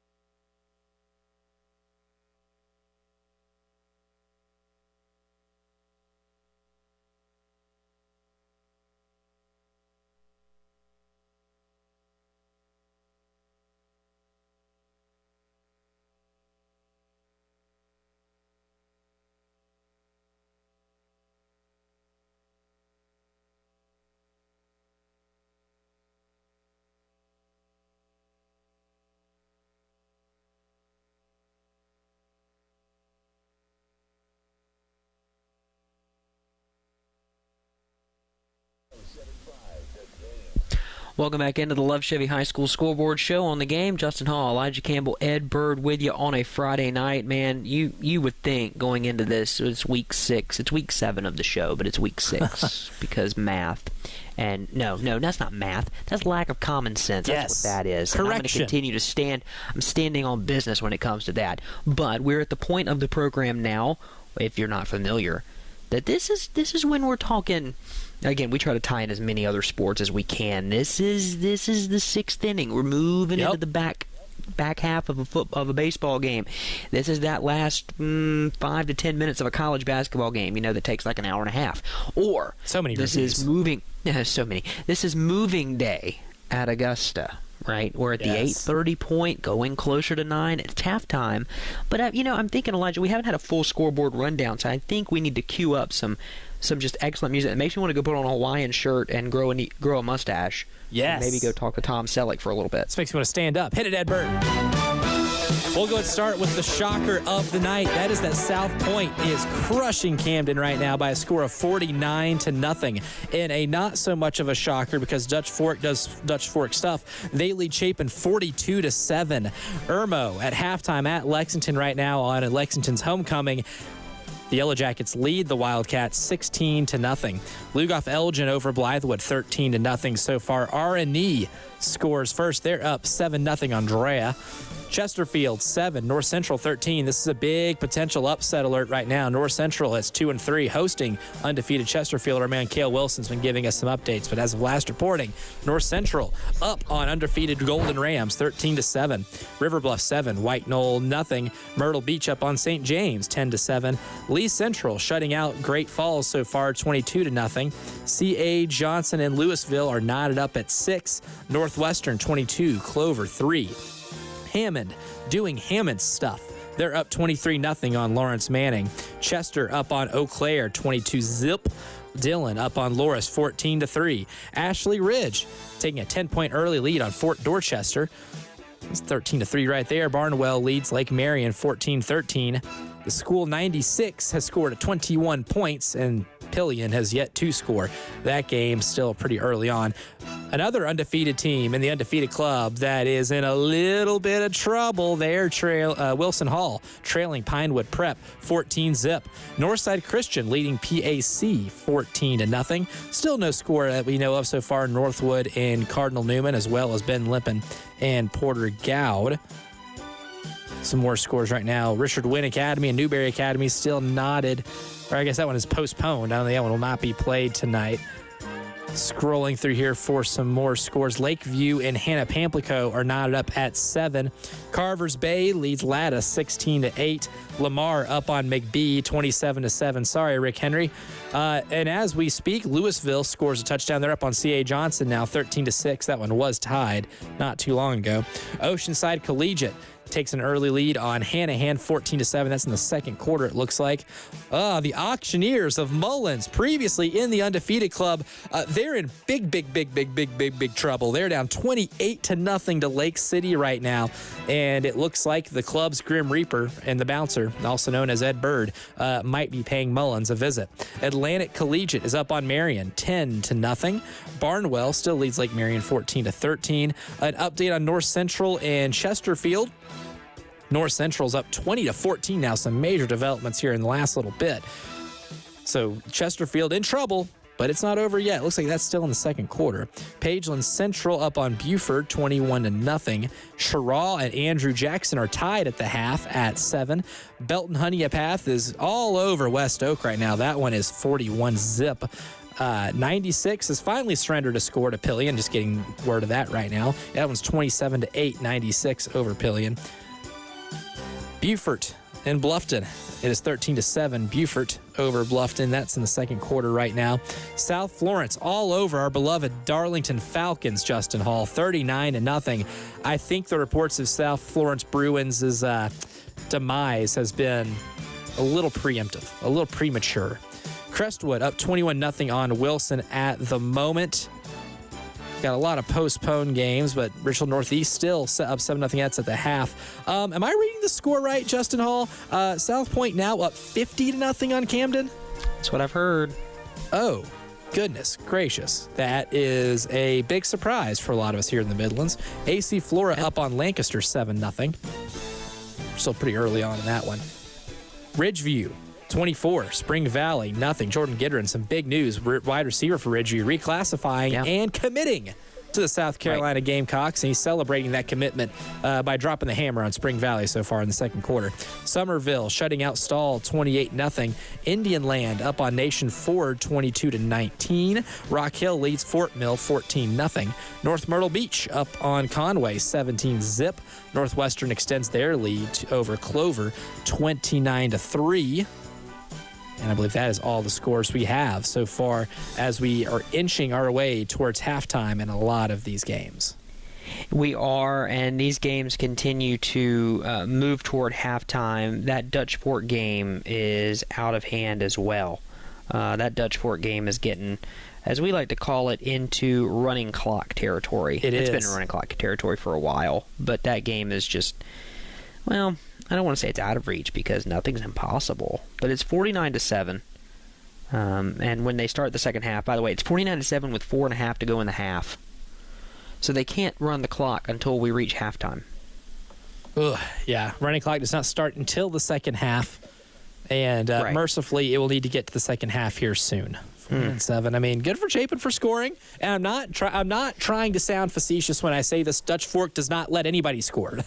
They've given up 7 points all season long. They are halfway through their schedule, and they've only given up a touchdown. And Chapin scoring a touchdown tonight is a pretty significant step forward. And this is a Chapin team that scores a lot of points. They've been doing nothing but scoring points all season long. This is more of a testament to how utterly dominant this Dutch Fork defense is and how cartoonishly good they can be at times. Mm-hmm. Bluffton leads Buford 14-13 as well. Again, I'm getting these on the Twitters. Myrtle Beach over St. James 24-7. Let's see, Lake City over Mullins. You mentioned the Auctioneers 28-0. Xavier Leggett ain't walking through that door. He's not. And South Point 50. Camden nothing, to which a friend of mine who I can't believe he's following this game as well as I am just tweets, "Oh my!" Again, South Point sort of underachieved this year just a bit. They've underachieved just a bit. But man, Camden's been good. And at the half, River Bluff leads White Knoll 7-0. There you go. I'm telling you, those two teams are so evenly matched. Neither of them can pull away. That's our close game of the night, really I think that's our thriller. No question. That's the one that we're going to have a lot of fun with once that one starts going down to the wire a little bit. I think so. How about this one? Down on the coast, James Island 3, West Ashley 3. Ooh, a field goal contest. The Stags lead Stratford. Berkeley, by the way. The Stags are Berkeley. They lead 8-6 over Stratford. Oh, that's a hell of a score right there. Northside Christian leads Palmetto or Providence Athletic Club. There you go. Get it right. They lead 14-0. Northside Christian in that one, up 14-0. And Northwestern, the Trojans, 36-3. Oh boy. Over Clover. Yeah, that was. I figured that would be a good test for Northwestern, and it turns out they are acing that test pretty well. If that's a test, is that the test like they make presidents take? You know, the ones where you just identify shapes and animals? It's not the SAT, right? It's certainly not the SAT. No. It is engineered for you to pass. Correct. It is one of those. Correct. This one, it's one of those kind of tests, and they're passing and exceeding it with flying colors. Hammond leads Lawrence Manning Academy 37-7. That is the TV game of the week, by the way, in the Midlands area. Didn't even bother watching that one. With all due respect to Lawrence Manning, Hammond does stuff to football teams that almost aren't suitable for television. So I knew it was going to happen. I knew Hammond was going to do it. Yeah. Indian Land leads Nation Ford 29-27. That one with 44 seconds to go.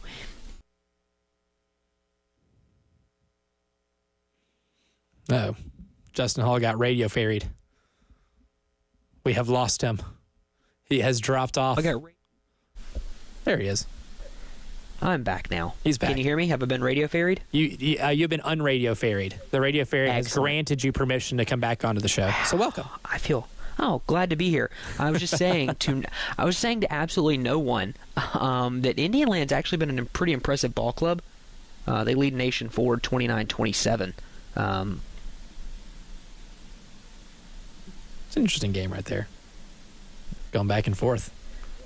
Yeah, no doubt about it. I mean, that's a game that you're looking at a team in Nation Ford that can put up points, and Indian Land holding them to 27.5 says something. Nation Ford puts up points, not at the clip of Northwestern or Chapin. No, certainly not. But they can put up points, and it's impressive what Indian Land's been able to do at this point. You know what? So I don't get radio ferried again.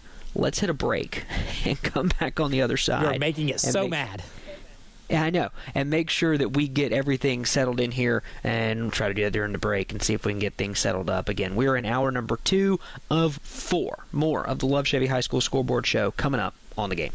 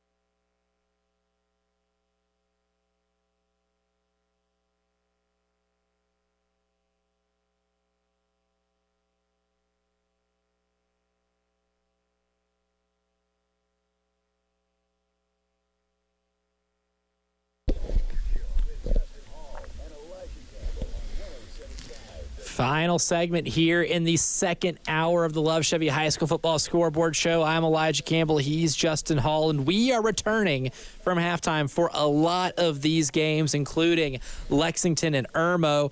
That's a 16-0 Irmo lead right now as we're getting ready to start. The second half already kicked off. Lexington's got the ball to start, and my man Jeff Haley, he wants me to refer to this, thanks to our many sponsors, but Lumos Fiber starting tonight, with a couple of ads for us, and he is trying to say that all of his texts should come from the Lumos Fiber expert line. I'll wait for further clarification on that one, but he is giving me a stat update, and shout out Jeff for keeping some statistics here. Lexington 100 total yards on offense, Irmo 152. Donovan Murph 2 catches, but he is saying some limited effect. And Lexington, to their credit, they're defending Mr. Murph pretty well, a guy that's been an absolute terror for other opposing secondaries. If all the things that happened in that first half, Lexington hasn't gotten on the board yet, but they've at least done a good job of minimizing a lot of the damage that Irmo inflicts on many of their opponents.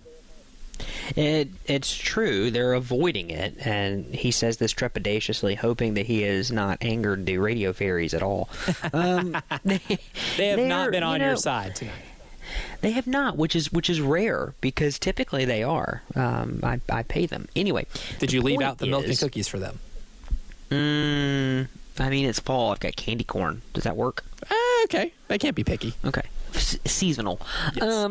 When you're looking at Lexington, though, Elijah, you're talking about a team that prides itself on defense. They hang their hat on the defensive side of the ball. Dustin Curtis's teams typically do. They're keeping Irmo in check. The problem is, I don't have confidence that their offense can score 16 points against an Irmo defense that's pretty salty. Yeah. So you're in a situation now where you're battling here, and you're battling uphill against a team like this, and you'll have to play Dutch Fork soon, and Chapin, and all the rest. It's just still that region, the region of doom, as we're calling it. I just don't see anyone in that region falling under 500. I just don't. No, they're too good. Every team in that region is too good. Yeah, and it's been too good in the non-region really play. But, right, and it's just really tough for me to look at that game and take anything away from it other than, wow, both these teams are pretty even. And just as I say that, Irmo has intercepted another pass, and the ball is now on the Lexington 33 for the Yellow Jackets, and they are 33 yards away from making this thing pretty much unreachable. And then A.J. Brand carries the ball for about 25 of those yards. There you go. So it's just big turn of events right there. Tough break for Lexington. Yeah, it's just difficult to do anything against that team. That team's so darn good. Yeah. And when you're looking at a team like Irmo, and I believe now region play for this region is now 24 minutes old game time, right? So can we just go ahead and say it that those two teams, Irmo and Dutch Fork, are on a collision course? Yes, I will accept it, because I think these are the clear top two teams in this region. And Irmo's the new kid in town, a team that I think was very surprised. I was very surprised that Irmo did not play for the state championship last year. I know them and South Florence were on a collision course, but I thought that was the year that Irmo gets them, and they don't have to play each other now. South Florence still hanging out in 4A, and Irmo has moved up. But I think we are definitely, I think that's the right way to put this. This is a collision course for the championship of this region, ultimately to be decided on the last Friday night of this region, whenever it is played. Right. There's a good chance it could be 2 weeks longer into the future. But there's a good chance both of them play undefeated. They can be the last two in the undefeated club in 5A. Wouldn't that be something? We have a lot of teams in the undefeated club on upset alert. One of those is Chesterfield, and our man Cale Wilson is on the line with us right now to give an update. Last time we heard from you, Cale, it was 13-7. Chesterfield was trailing. What is the latest? So it is halftime now, and North Central leads 27-21 over Chesterfield at halftime right now. It has been the TJ McBride and Jonathan Clarkson show. Jonathan Clarkson for North Central has two touchdowns, but he has over 150 rushing yards already. And TJ McBride has all of Chesterfield's touchdowns. He has 3 touchdowns so far. and he has around over 120 rushing yards. But it's actually been really interesting because one of the things that concerned me the most is how North Central's defense would be able to hold coming into this game. And I know I told you that Braden Price had a pick last time I was on the phone, but also Jordan Joe has also had an interception.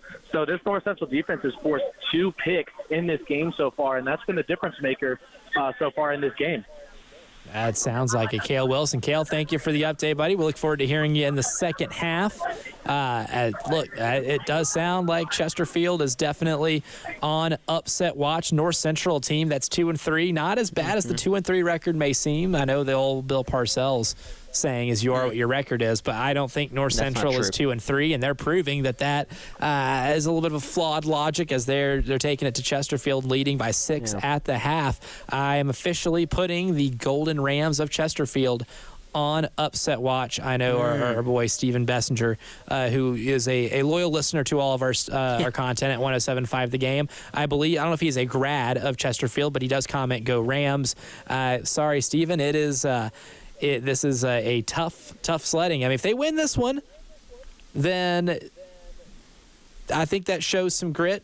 That's a gutsy win if they're able to pull this out on the road, especially after trailing. But they've been playing with fire a lot. Chesterfield has. They're 5-0, and 2 of those games were incredibly close. One you could even say they are very fortunate to win. Right, exactly. There are a couple of games, though, Elijah, that are not close. And the first one is at Chapin. Dutch Fork leads Chapin 56-7 at the half.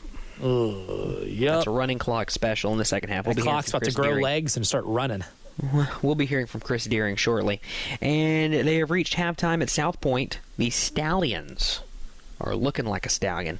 57-0 over Camden. Good Lord. This is one of the games that we thought would be one of the closer ones of the night. I was not expecting. You were not expecting. We, all of us, the collective we, capital W, not expecting 57-0. No. South Point, that's a statement win, man. I mean, I don't know if you could get more of a harsher statement win than that. And if you're Camden, then that's another region loss, and you're really having to do some soul searching here after a game like this. No doubt about it. Not only on top of that, you did have the loss to Richland Northeast mixed in there. Now you're looking at 2 region losses because this game's over. It is, yeah. And I would call it. If you're a Camden person, go ahead and clip this. This game's over. You're not coming back in this ball game. You're just not. So, as we look at that, you have an opportunity. If you're Camden, and specifically if you're Coach Rimp, what do you do? What do you do with your club now? 2 losses, but you got to understand these are young men. This season's not over. You're a playoff caliber team in 4A, and in 4A, the field's kind of wide open outside of West Side. You got to have a it's deep, but I don't know if there's a clear cut number 2 in 4A necessarily. And it's kind of feel like West Side versus the field a little bit. It does. So who's 2, who's 3, who's 4? I think we'll have a more clear picture of that in the coming weeks. That is, if we don't have a 2-week pause.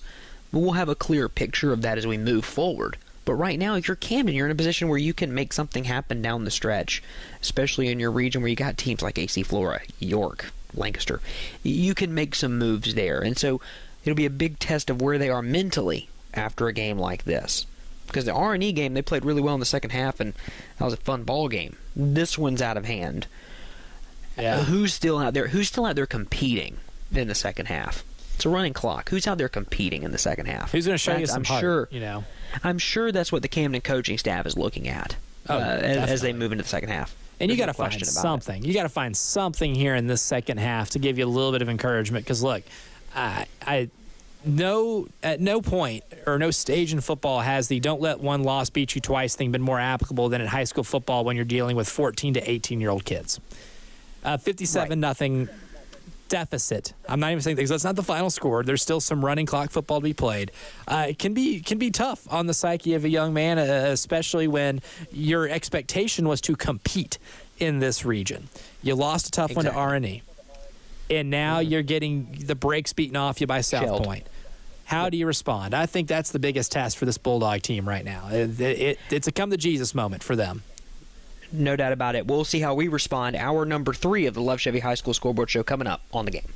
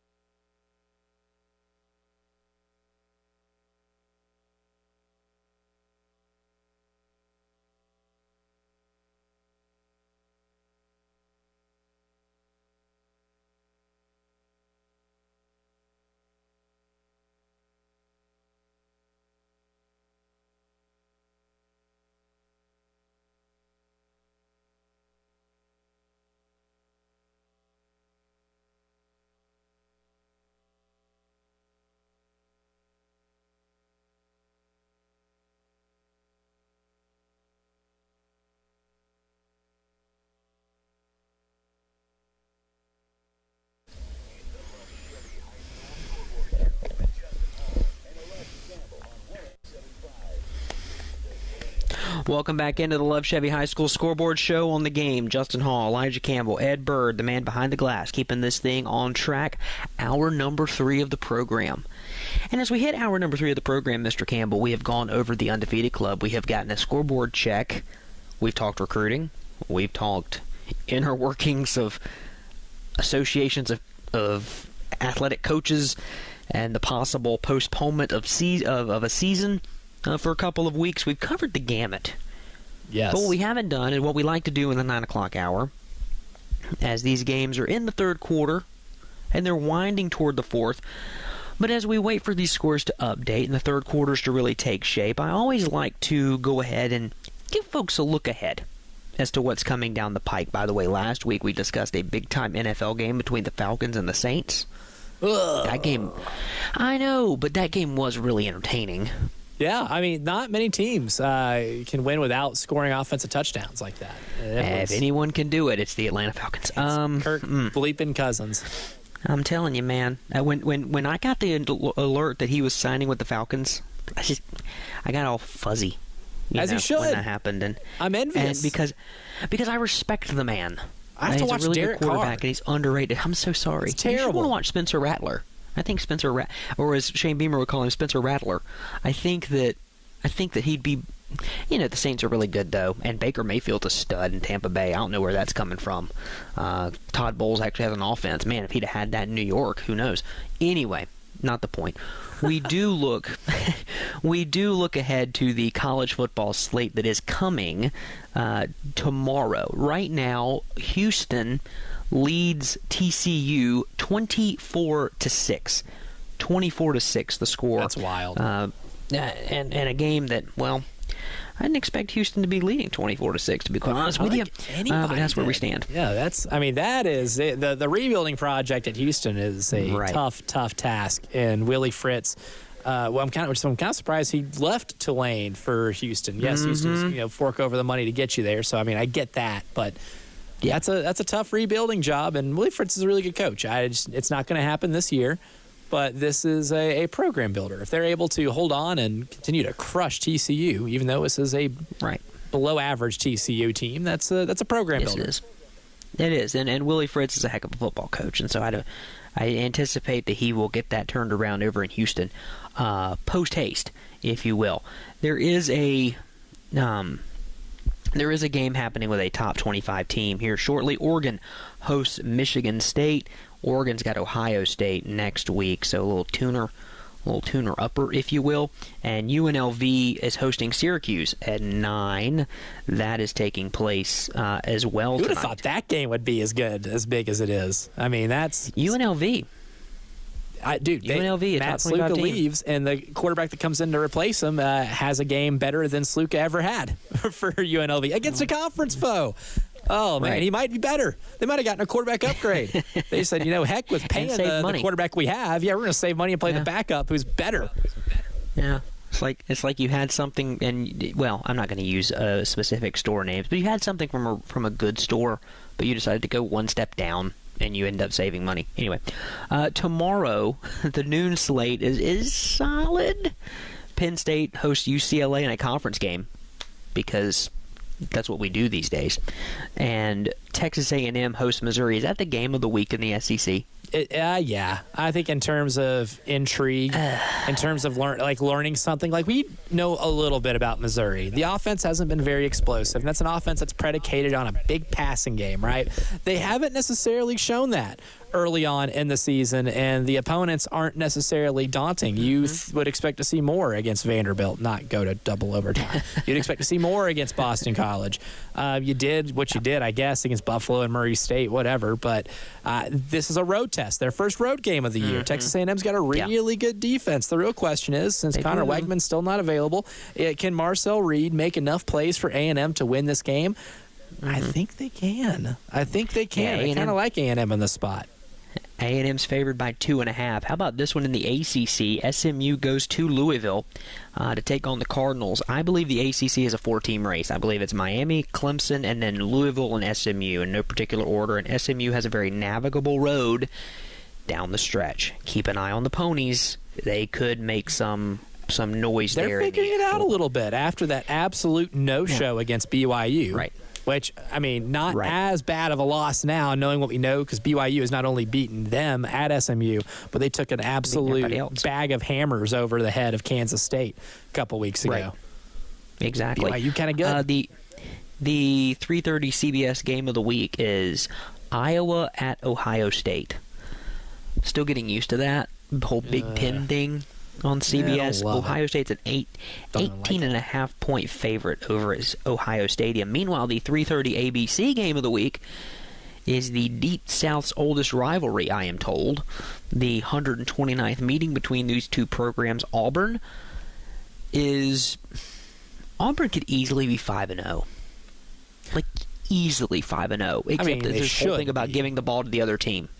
Yeah, you can't do that and expect to win. If you ever want to know what the importance of turnover margin is and winning and losing, look no further than Auburn. Or, in terms of evaluating how good a quarterback is, I don't care if you throw for a lot of yards. If you throw touchdown passes to the other team, you're just, quite frankly, not going to win a lot of football games.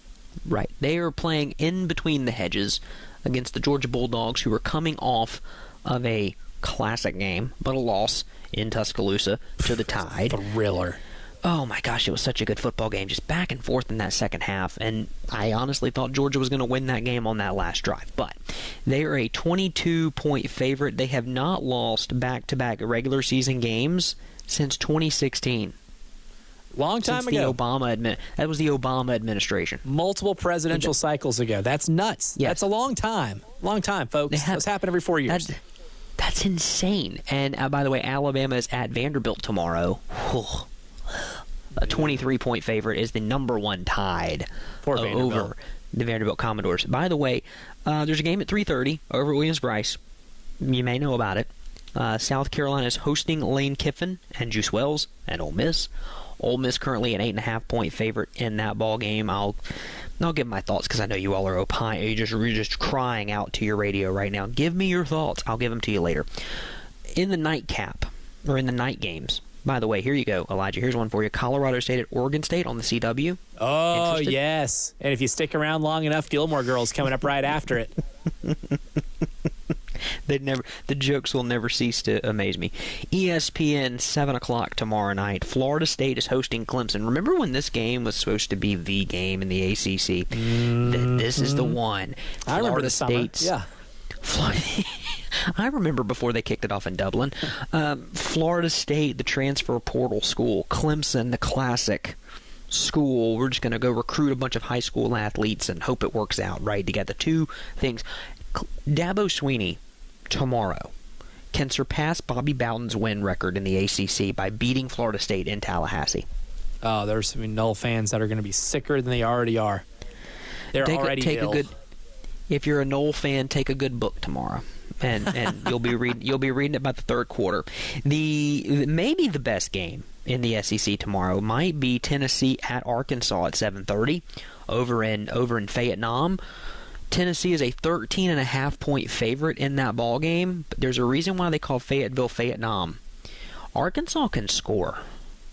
This is the moment where you need Bobby Petrino to be Bobby Petrino, and I mean be Bobby Petrino between the white lines, and not on motorcycles, or anywhere near other athletic facilities. And you need him to call a heck of a ball game. You got to protect your quarterback. Arkansas is terrible at protecting the quarterback, and Tennessee's really good at getting pressure. Tennessee, I believe, is one of the best 5 teams in the country. And one of the best 5 teams with a chance to win a national championship. They're really, really good. But this could be a game that goes sideways and stays sideways throughout. And that might be the only good game in the night window because College Game Day is going to Cal.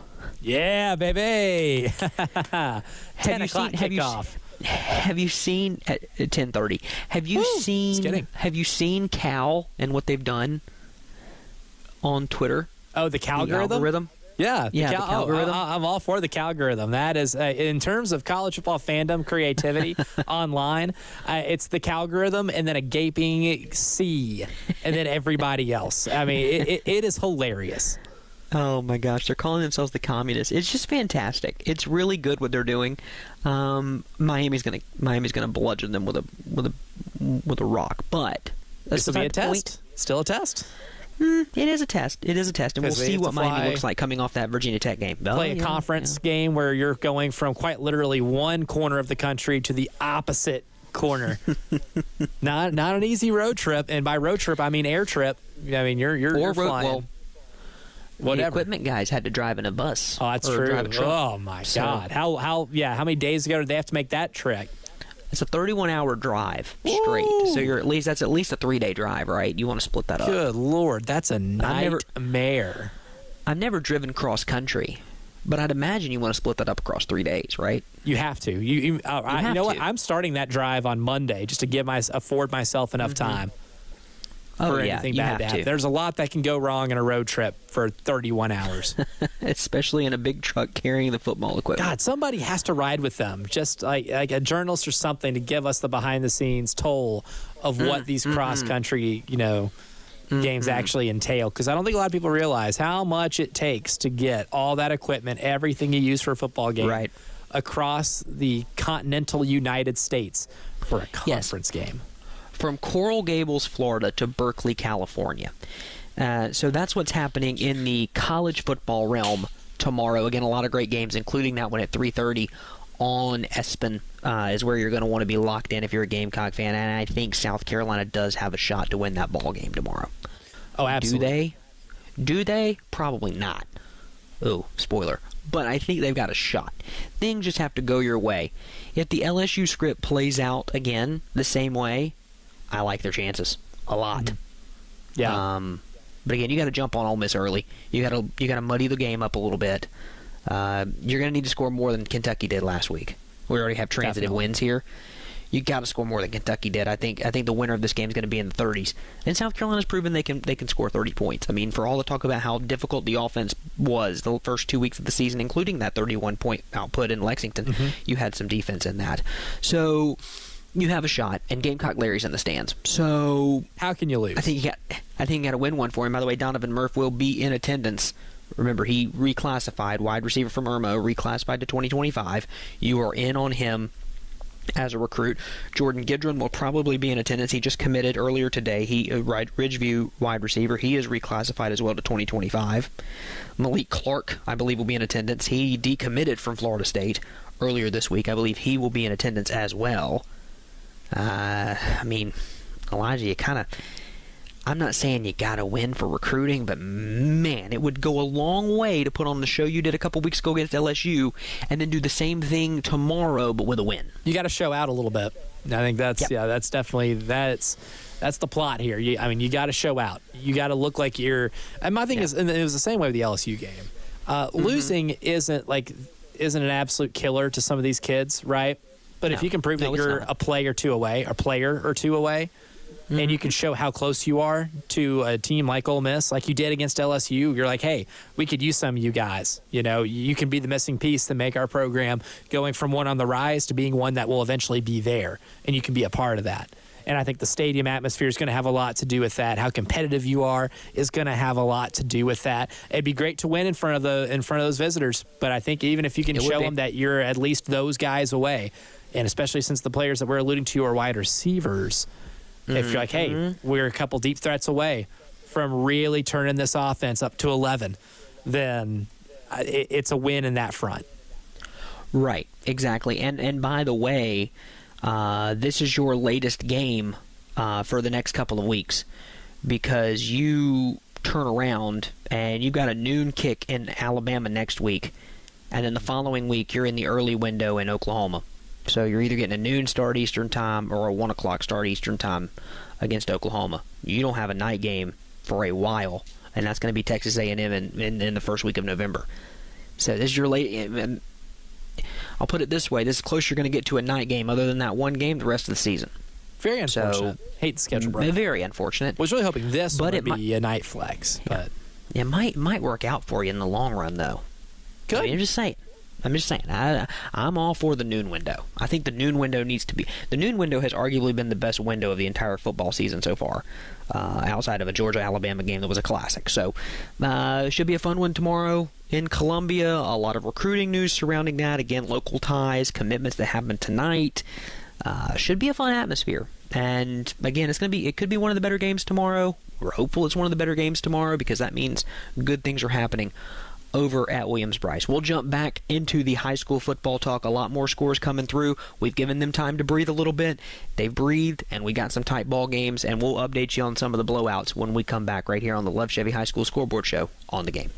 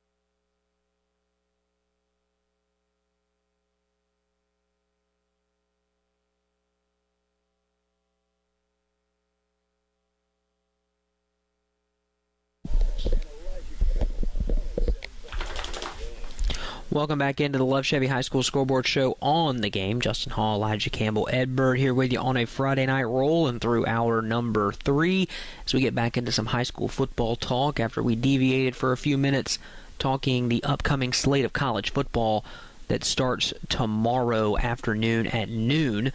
But we get back into this one. Elijah, I haven't seen this game yet, but I want to point out this score. I think the theme of the night is going to be how many points can you score in a blowout. Summerville leads Stahl at the half 63-6.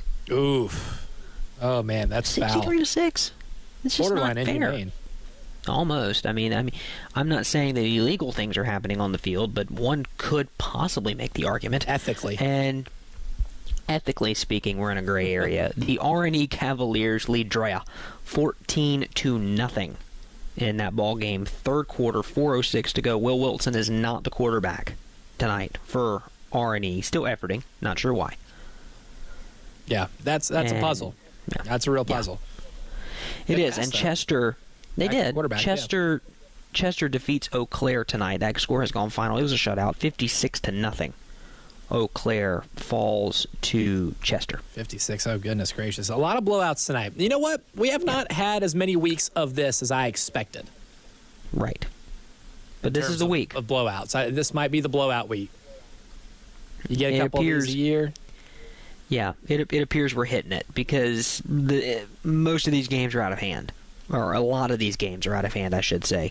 We've mentioned it at a clip. Dutch Fork and Chapin out of hand in the first quarter.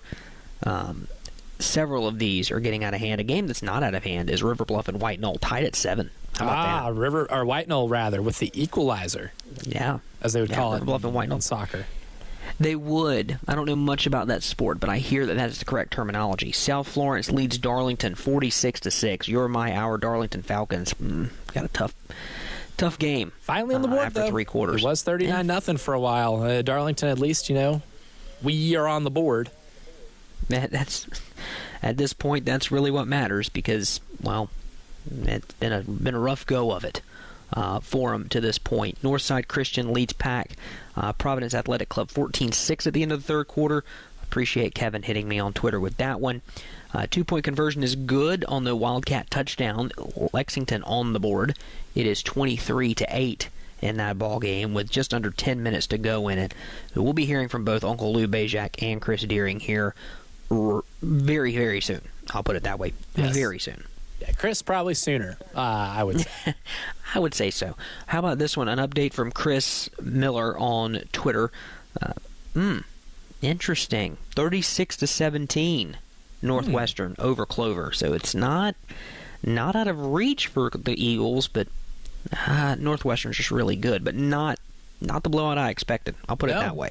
That game early looked destined for just blowout territory. Oh. We haven't gotten there yet. Certainly. Now, and shout out to Clover though for for fighting their way back not maybe back into it. I mean, I don't think I think a 36-17 lead against a team like Northwestern is still insurmountable, but saving some face, man. Got out to a bad start. Northwestern looked like they were going to do to you what Dutch Fork is doing to Chapin, what Somerville is doing to Stahl. Like a lot, like the theme of the night, what Hammond is doing to Lawrence Manning, what Chester did to Eau Claire. It could have been like that, right? Or what South Point is doing to Port Camden. But they fought, and they've made this a respectable game. I think it says a lot about Clover. Clover's going to end up being 4-3, but I think that's going to be one of those teams that is better than what their record may show. Oh, I agree with that 100%. Here's an update from River Bluff and White Knoll. 11:51. The fourth quarter has just started, so 11:51 to go in that ball game. River Bluff scores the go-ahead touchdown. Backup quarterback Braden Moore, a 19-yard touchdown pass to Aaron Griffin. It is 14-7 Gators. Wow! In the fourth quarter, this is the game. Solid game this is the game to zero in on. Lexington, is doing their best. And Irmo's in Lexington territory, and hey, if they can force like a turnover on downs or an empty possession for Irmo, and they're able to score on another big play, then look, we have a completely different ball game. But Lexington's still got to get that stop first. According to Jacob on Twitter, oh my goodness, are you kidding me? It was a 10-minute drive for River Bluff. 10 minutes? Well, milked an entire quarter. Literally. Well, you're just starting the fourth quarter, so yeah, you pretty much did. Good Lord. Talk about choking the game out. That's remarkable. Yeah, that's really good. And again, if you want to keep a team at bay, that's the way to do it. Just don't put the ball in their hands. I have found, check me on this, but in order to score, you have to have possession of the football. We'll get our crack staff on that right now to make sure that we are fact-checked incorrect on this program. For the first time tonight, surprise, we have not heard from our man Roger until now. So in the spirit of giving some updates here, Roger, what you got for us, good sir? I got 2 game score. Auburn Prep 36, Spartanburg Christian, nothing, 5 minutes left in the fourth, and my alma mater, Hong Tyler, leading OW 8-6 for OW homecoming. Yeah, OW 8-6 in the third. Okay, 8-6 in the third. Wow. Okay, Hunter County Tyler and Orangeburg Wilkinson. The Fighting Rogers. That's right. The Fighting Rogers doing a pretty good job in a rock fight, 8-6. What's up with some of these? What's up with some of these scores tonight? Wait, that's not our first 8-6 that we've had tonight. No, it's not. No, it is not. It's not our first one, but it might be our last. It should be our last. These teams, it should be. These teams are playing a lot of offensive ball tonight. Now, I've seen some 8-6s. I've seen some 3-3s and things of that sort. So you're looking at, I don't know. It's just like I've said before, Elijah. The different regions of the state play ball different ways, right? You get a lot of offense in some areas, and then other areas pride themselves on gritty, hard-nosed, punch you in the nose repeatedly defense. It just depends. And the Fighting Rogers are a good example of that. HKT can put up points, but they can also rough it up with the best of them. And an 8-6 lead over Orangeburg Wilkinson on homecoming, which, by the way, homecoming for the Lexington Wildcats tonight, too. What a homecoming game, right? A very unfortunate homecoming schedule. Irmo? I think homecoming, I think of a team that I can beat by 30. But, shout out for the challenge. They did not back down. And defense still trying to hold tough. Irmo is deep in Lexington territory right now. Looks like A.J. Brand is going to walk in or, get tackled into the end zone. But there is plenty of laundry on the field right now. So I have a feeling that one's coming back because it is in the backfield. So they're still holding on. Lexington's in still. The holding zone? In quintessential holding territory. Yeah. Yeah, good gracious. I'm looking at that run. Good night. That's an insane. He's got, Brand has the athletic ability, but he's also got the physical toughness. He does. It's just impressive. He's got the build, got the athleticism. Virginia Tech's got him a steal, man. I don't know why he's not as more highly touted than what he is here. We know how good he is, but nationally, I thought the demand for him might be a little bit higher than what it was. But good on Virginia Tech for locking that quarterback up. It always says something for when a university and a coaching staff get in on a guy early. Yes. Right? And you can steal his, I say this affectionately, you can steal his heart early. White Knoll surrendered the go-ahead touchdown to River Bluff after a 10-minute drive. So the goal for White Knoll is to sustain a drive here and give their defense some rest and try to matriculate the ball down the field, as some might say, right? Yes. Well, on the ensuing drive, White Knoll gained a negative 5 yards, going 3 and out, and the punt was returned to the White Knoll 36. Oh, wow. So River Bluff can put their stamp on this game. How do I put it? I don't want to say it's sideways, but that game is starting to teeter. Getting hairy. We're at an inflection point, if you will. Getting all hairy, no Potter here. Right, and you're, man, White Knoll's had it tough. The game they lost was insanely just wild. Okay, yeah, it fell out of their hands. They mismanaged that lead against Sumter. And Coach Pelham, who's been on our program before, has been pretty open about he took a lot of responsibility for that. Mm-hmm. They've grown a lot since then, too. And I expected White Knoll to win this game here, but this is even a bigger testament to the growth of River Bluff's program and how much better they've gotten from last year to this year. Right. Ian Guerin on Twitter, he's covering the St. James Myrtle Beach game. St. James has reached the century mark in penalty yardage. 100 yards of penalties against St. James. It matches Myrtle Beach's 100 yards of penalties tonight as well. So 200 yards in penalties. Oh, the boys are misbehaving. between The boys St. are James and Myrtle Beach. misbehaving in the St. James Myrtle Beach game. Oh, Good Lord, gosh. fellas. That's a stat you don't want. You don't want to reach 200 yards of penalties. And Northwestern has scored. It's 43-17 over Clover. The Clover Dream Run coming to an abrupt halt. Yeah, putting that one in. Northwestern still very, very, very, very, very, very, very, very good. Yeah.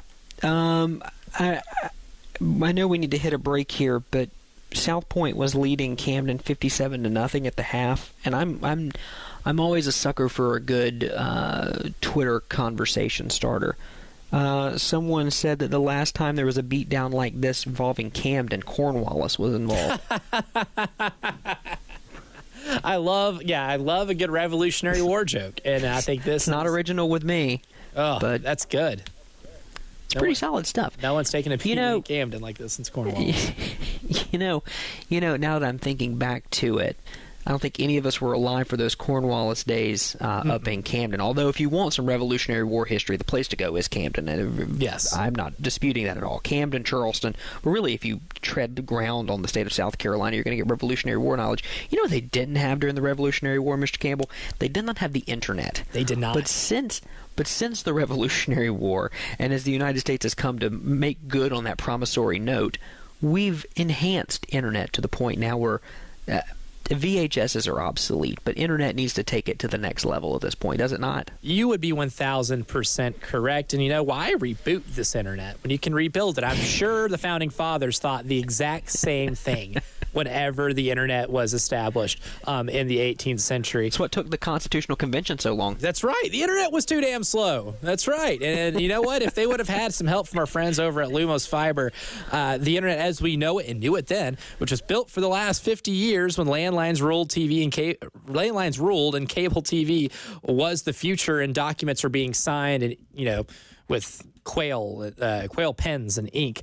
Not so much anymore. The Internet as we don't know it, it's what it's time for. It's where small cities have internet as fast as big cities, where uploads are as fast as downloads, where your digital life is never interrupted. And the metaverse isn't just a concept, but it is a part of life. It's time for 100% fiber optic internet that's built from the ground up. It is an internet built for communities where we live, work, thrive, and grow. An internet built for families with smartphones, video games, voice assistants, tablets, nanny cams, robot vacuums, and everything in between that luxuries our founding fathers didn't get to have. But all of this, all online, all at the same time. This internet is built for the most hopeful of all things, the future. Because whatever the future holds, we make it faster. Lumos, internet built for the future. See your future at lumosfiber.com/future.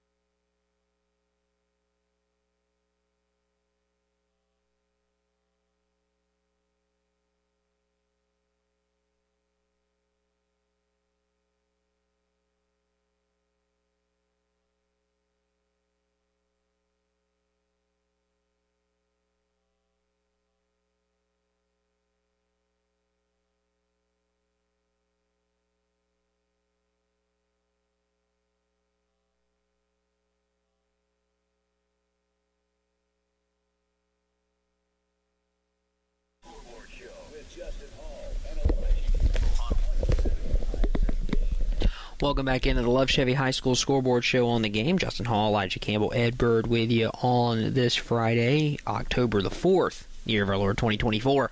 And, man, it's been, if we could classify this day of high school football in a word, it would be unexpected. Yes. Wild. Are there a lot of down-to-the-wire games? No. But I think, Elijah, the blowouts that we're seeing, some of them, are telling. Dutch Fork over Chapin. We needed to see, we kind of got a glimpse of what Chapin is against Somerville, but what would Chapin be in region play? Dutch Fork only allowed 7 points all season. What is one touchdown? What does that team look like in region play? Irmo and Lexington. Irmo making the jump to 5A. What does it look like in region play? We know they're good. How good? River Bluff and White Knoll. These two teams are pretty similar. What are we going to see tonight? Camden already has a tough loss up against R&E at home. Now they got to go on the road to South Point. Can they keep momentum after a win last week? What does that look like for them? Now, we got the answer. Yeah. It ain't looking good. Not pretty. And on the other side of that ledger for South Point, a team that's kind of scuffled out of the gate, big time win for them. We can talk about the Camden side of it, but for the South Point side of it, that's a huge region win and a real confidence booster for the Stallions as they head down the stretch of region play. Yeah, it certainly is. I mean, look, we talked about this early in the season too, right? Where some of the results that we saw in August and early September, before we really get into like the meat and potatoes of the region play, there will be some deceptive records, right? Teams that challenge themselves with really tough non-region games. And South Point's one of those teams where they drop some games, but they tested themselves. And this is the point of the season. If we're being honest with ourselves, you want to be your best, outside of the exception of the end of the year, obviously. You want to go into the playoffs playing your best. You want to play your best in the playoffs, but you can't get to the playoffs if you don't excel in region play. This is where you got to start putting your foot on the gas here. And South Point showed that, while they might not have been perfect in non-region play, they got better in non-region play. And now these are two different teams who we thought were going to be really competitive with each other, really close with each other when it comes to that region race. One team is looking at it saying, look, we're playing our best football right now. How do we keep this up? And the other one has to have, in Camden, a complete and total look in the mirror and figure out what the rest of your season is going to look like. What do you want it to be? This is a impressive win. I know we talked a lot about Camden because a little closer to the coverage area, but South Point, man, I think that's the team of the night right now in a game that we thought was going to be incredibly competitive. They made sure to make a statement that there is a gap at the top of that region, that they are part of the upper echelon of said gap. There is a gap now in that River Bluff White Knoll game. River Bluff now leads 21-7 with 6 minutes to go in the fourth quarter. It appears that the Gators are going to get a big-time win in region play. That's a big win over the team that won your region last year. I guess that's not easy to do. White Knoll's a really good ball club. How about this one, Elijah? I don't know if you're following this one on the old Twitters. There's 10:25 left to go in the ball game. And it was 14-0 R&E. Drea has pulled within one. It's 14-13. Wow. Oh, that one's getting dicier. That one is definitely getting very dicey. Look, we're still, industry term, efforting the information as to why Will Wilson is not the quarterback tonight for R&E, and that makes a huge difference. Look, if Will Wilson's playing quarterback, I think they roll through this game a whole lot easier than what it is right now, so you give credit to the Cavaliers for making do with a curveball into your lineup, but this would be massive for Dreer on paper, man. This would be such a big win for Dreer, who's had some struggles this year, some real struggles. And this is a region where, look, Dreer's going to have to play South Point. Right? They're going to have to play South Point, and we saw what South Point's doing. Like, there's some really good teams, good football being played in this region. And if they're able to steal one, and I make no mistake, it takes toughness and grit to win a game like this, but even without Will Wilson, but it would still, to me, go down as stealing one against RNE. You're putting yourself in the best position imaginable to really start looking at, playoff seeding at that point. Like that, right. This would be a big step forward for them. It certainly would. South Florence has defeated Darlington. It is a final 60-6. Oof. Is the final score. Our Darlington Falcons limping out of that ball game into the third quarter between Beaufort and Bluffton. How about this one? Got a good one down the low country. Beaufort and Bluffton tied at 28. That is a ball game going to the fourth quarter. One to keep an eye on there as we move toward the witching hour. That's what I miss. I miss the easy availability of Sunday Ticket, but that's of NFL Red Zone as well. But that's beside the point. Myrtle Beach leads St. James 37-14. Now I really do remember when you could just call the cable company and say, I want to add that, and it's easy. Boom, done. Not anymore. Not anymore, because Roger Goodell realized, you know what? Let's make that harder, and let's charge more because capitalism. Northwestern leads Clover 50-17. We mentioned Myrtle Beach and St. James. Yeah, Northwestern starting to do what Northwestern does. It is no doubt a Northwestern just tradition at this point to hang a 50 burger each week of the season, because that's just what they do at this point, right? Poor unsuspecting teams. The Trojan. Well, at this point, you should probably suspect it. You should suspect it, yeah. That's true. 96 has scored 41 points. It's 41-8. I just texted Lou Bajak because I have a direct line to Uncle Lou. Some of us do. Exclusive. Some of us are exclusive. Efforting the issue with Will Wilson. We're not sure. But no one's sure right now. There's a lot of uncertainty. Irmo leads 32-8 over Lexington. How about AC Flora leading Lancaster 10-0 at the half? Or excuse me, going to the fourth quarter. If that's at the half, good gracious. If you're reaching halftime at 9:41, we got problems. We have bigger fish to fry. If that were to be the case. Yes, it would. Louisville leads C.A. Johnson 15-14. That one's in the third quarter at last check. Chesterfield trails North Central 34-21. I will tell you a funny story. Oh, trouble's afoot. I'll tell you a funny story. There are there are people who actually hold their weddings in the fall on Saturdays. They exist. And I was attending one a couple weeks ago. The LSU game, in fact. The folks who got married were Clemson fans. They were on a bye.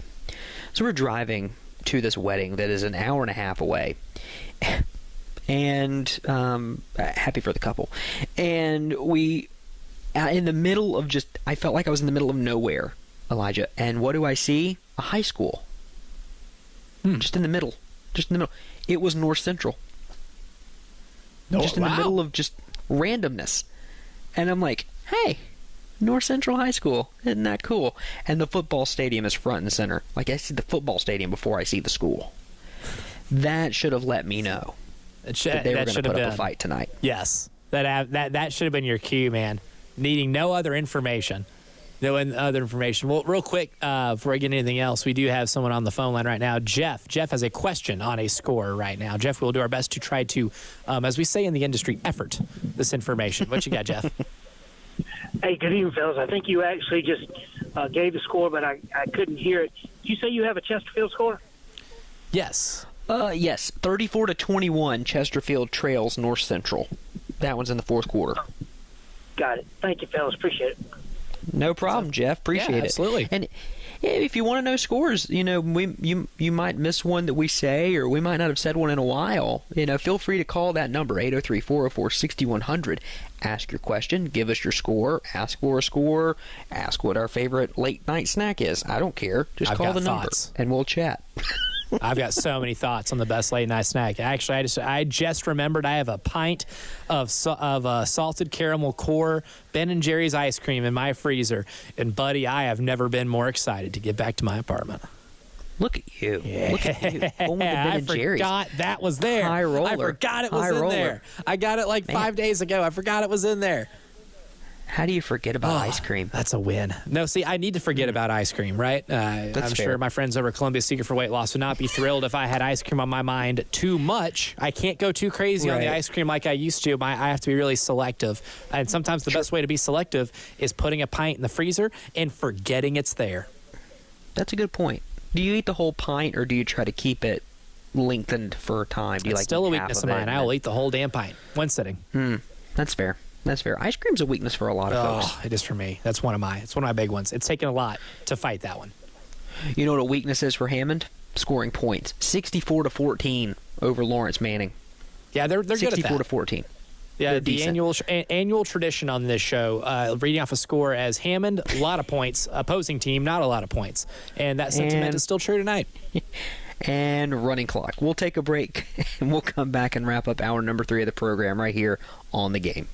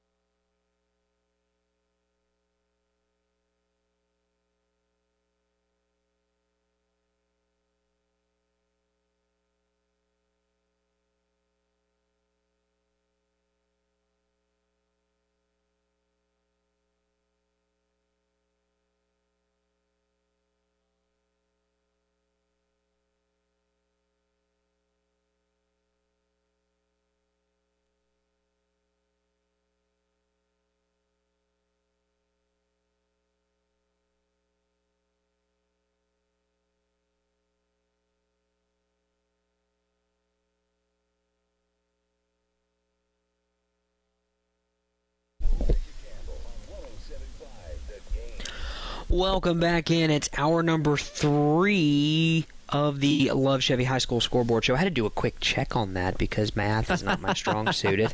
For some reason, I went like 20 minutes ahead of time. And I'm like, wait, did I just say we had already wrapped up hour number 3? It's been a day. Let me just tell you, it's been a day. But that's okay. That's okay because we're having a blast on the Love Chevy High School Scoreboard Show. Justin Hall, Elijah Campbell, Ed Bird with you. If I can make no one else laugh, I can make my co-host chuckle. That's right. We need to hit the phone lines, and those phone lines are powered by somebody now, aren't they? That's right. Elijah, That'd be our am I friends missing? over at Loomis.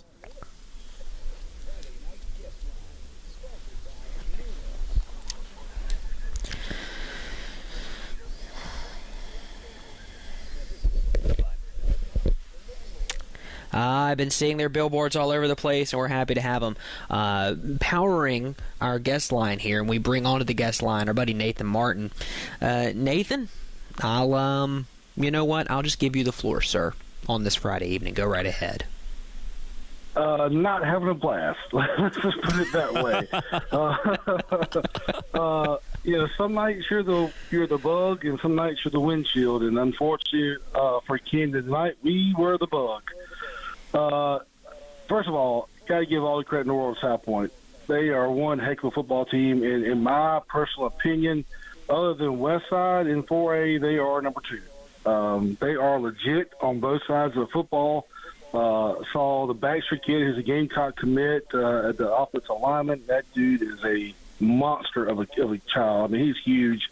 They're big up front, and they're fast at all the skill positions. And Camden has been playing a 2-quarterback system for the last couple of weeks. We brought up Grayson Rent, which is Coach Rent's son from the JV. He's more of a thrower than Wyatt Thompson is, and he got his feet wet big time in Class 4A today, and it just snowballed on us really quick. South Point is so good. They're so fast, and we didn't stop them once in the first half, and just kind of got away from us too early. We turned the ball over 6 times. It just wasn't Camden football tonight. And again, you got to tip your hat to South Point. They created those turnovers. They cashed in those turnovers, and we had 4 starters out, and 2 of those are starting cornerbacks. So that didn't help tonight, but no excuse. Tonight they were just a better team. And the last time Camden was shut out was by AC4 in 2021. I would have to do some serious digging to find out the last time Camden has been beaten 64-0 or anywhere close to that. It's been a long time, and fortunately next week we get a bye week to get some guys back, get them healthy. Kind of get the mindset back on track, and then have York come into town in 2 weeks. Yeah. So first trip to South Point was not fun. No, it doesn't sound like it. But, Nathan, in some of these games, too, the score can reflect one thing, but what you can gain from it can be way more valuable. In a game like this that doesn't go your way at all, where it's essentially like a Murphy's Law game, what's one thing that Camden can at least take now that you mentioned the schedule ahead? It's not getting much easier, and the games are getting just more and more important each week. But what's one thing that Camden can at least take, maybe either positively or a lesson that a team like this can learn as they just take one in the chin and they're able to have to move forward through a pretty tough schedule? Well, I think the one thing is they didn't quit. And that was, the old Mike Tyson cliche. Anybody can say they're a fighter until they get punched in the face. And how do you respond? So Camden definitely got punched in the face tonight. So now how do you respond to that? Do you sulk all during the bye week and then come out and have a layover against York in 2 weeks? Or do you get back to the practice field and go, okay, let's make sure that doesn't happen again? I think, for Grayson, I mean, he's a sophomore kid. He's getting his first taste of varsity football. He's going to be good. I think the injuries really hurt, but we had some young guys that stepped up and played well. I mean, the stats don't show up, but there was effort, there was hustle there. I think just tonight, lack of execution would be probably the big phrase. But I like the mentality of the team as far as not quitting and not really paying attention to the scoreboard in the second half and playing all 4 quarters as hard as they can. But I've told my middle school players, you don't win, you don't learn a lot from a blowout win, but you sure as heck learn a lot from a blowout loss. And when they get to see the film, and I know these guys, a lot of these kids I coached in middle school, they're really good kids. They hate losing. So I expect in 2 weeks when York comes to town for them to kind of right the ship. You got York, Lancaster, and Flora. I think all 3 are winnable if we just get back to playing like we were in the early part of the season. But tonight, man, it's you've heard the stories of South Point, the Clownies and the Hollimans and the Gilmores that come through here. And, they got some of those up here this year. 39 seniors on the South Point team. So I think that was a difference. You had a team that was senior-led versus we lost 9 starters on offense a year ago. So you got a bunch of underclassmen playing against seniors. I'm sure those seniors have been together since middle school. I'm not trying to make any excuse. They're the better team. And we'll look to bounce back in a couple of weeks. Hope North Central holds on. Yeah, I heard y'all talking about North Central, Bone Town. Go Knights. They're in Kershaw County.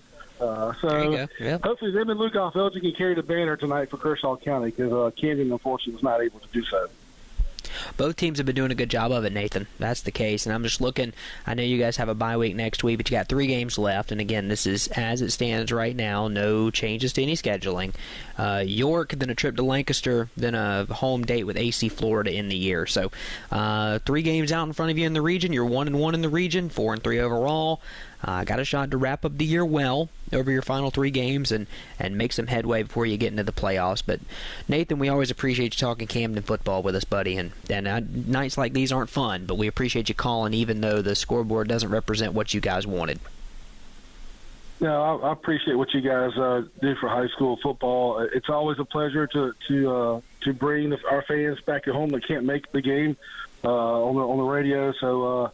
We'll hope for a better night in a couple weeks, and let's hope that the Gamecocks can salvage my weekend tomorrow. Go Cox! There you go. They can do that in a very big way. They can do that in a very big way. Yes, they can. Yes, they can. Nathan, we appreciate it, buddy, and hopefully the weekend turns around for you on the sports side of things. Let's stay on that guest line, Elijah. What do you say? And go to our buddy Cale, who's got an update on that North Central game, I would believe. Cale, what you got? So, guys, we've got 7 minutes and 52 seconds left in this fourth quarter. And Chesterfield just got a 65-yard touchdown at number 10, Robinson, as Owen Stanley is set to kick the extra point. But they are now within 1 score of North Central with 7 minutes and 52 seconds remaining in this game. So it makes it, 34-28? It is now 34-28. They made the extra point. Okay, and what was the time on that one again? Just for those who might have missed 7 minutes and 52 seconds. Ooh. Say, this North Central defense has done an amazing job this half outside of that play, because in the third quarter, Chesterfield had 3 drives that were all in North Central territory. All 3 of them were turnovers. The first one was a 4th down stop, and the next 2 were interceptions. Ooh. Okay. So they have forced 5 turnovers tonight. Wow. I mean, if anyone survives a game turning the ball over 5 times, you need to thank whatever higher being that you worship to, or whatever higher power you answer to. You are going to have to thank them in droves. So good stuff right there from Cale. Cale, appreciate you calling in, buddy.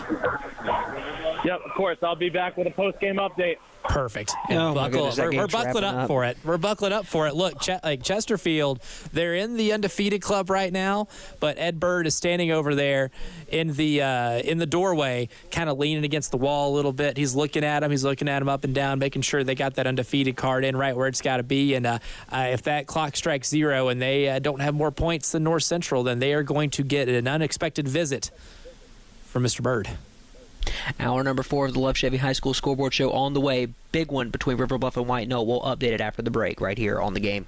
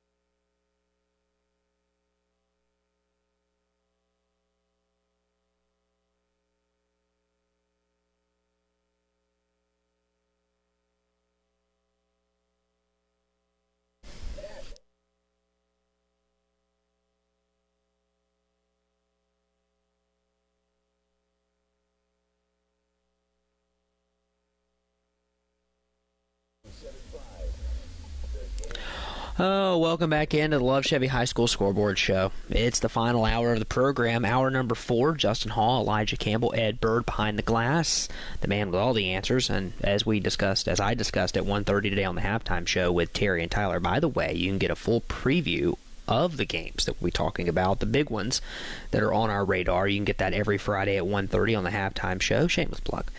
And it's Ed Bird's show. We've already talked about it. And I'm going to ignore the fact that Terry tried to talk me into a bet to where if I lose the bet, I get a sleeve tattoo. How do you turn that down? I'm going to ignore that conversation. Told him we'd take it off the air. We'll get into that another time. I'll tell you what. Let's go to the Love Chevy phone lines first. Let's go to our guest line, and let's talk to Mark. Mark, I'm going to do the same thing I just did with our buddy Nathan Martin from Camden. I'm just going to give you the floor. Go ahead. What's up, boys? You know me. I call win or lose, so... we love that. Yeah, Dutch Fork 63, Chapin 10. We don't love that. Yeah, not much to say. Dutch Fork is just, I don't need to tell anybody in this area. They're just a well-oiled machine. They got really good athletes. They control the line of scrimmage. And, they're Dutch Fork. So, 4-2 now. I called you after I was trying to get out of that zoo up there in Somerville. And, I'm looking forward to the rest of the year. We get Dutch Fork out of the way. And the Somerville game, they had every chance to win that game. We had a couple terrible calls go against us. We had 3 touchdowns called back. So this team's ready to win. I think the next 4 region games, obviously, are going to be, tough. But I think, I saw Lexington in person. I think we stack up very well with the rest of the region. So looking forward to the rest of the region. Again, shouts out to Dutch Fork. They're just solid. Their punt returner must have had 300 yards tonight. He ran it down to the 1 3 separate times. He couldn't get in. Oh, my goodness. But, he was on the 1-yard line 3 separate times. And Chapin had a couple nice drives. They actually had more first downs in the first half than Dutch Fork did. They had a couple, up and down the field, but just always stalled out. We did get a touchdown, so I know we snapped their 15-quarter touchdown streak, so it's something to look forward to. But looking forward for the rest of the year, obviously. They fall to 4-2, and Dutch Fork is still undefeated. Thanks, boys. I heard Camden had a little issue tonight, too, so it's a wacky night tonight, wacky night here in the Midlands, and we'll talk to you next week. We get Lexington at home, and looking forward to that. Thanks, boys. Absolutely. Thanks, Mark. Yeah, that's winner. Tough one. Hey, anytime you play Dutch Fork, it's going to be tough, man. It's going to be tough. Yeah. But he did. He mentioned what we mentioned, too. This Dutch Fork team has given up 1 touchdown this season, and you scored 10. So you scored more points in this game than Dutch Fork has surrendered for the entire season. Unfortunately for you, that number was so low that it was only 10 that it took to surpass that. But that is something. It's not nothing, right? It's not nothing.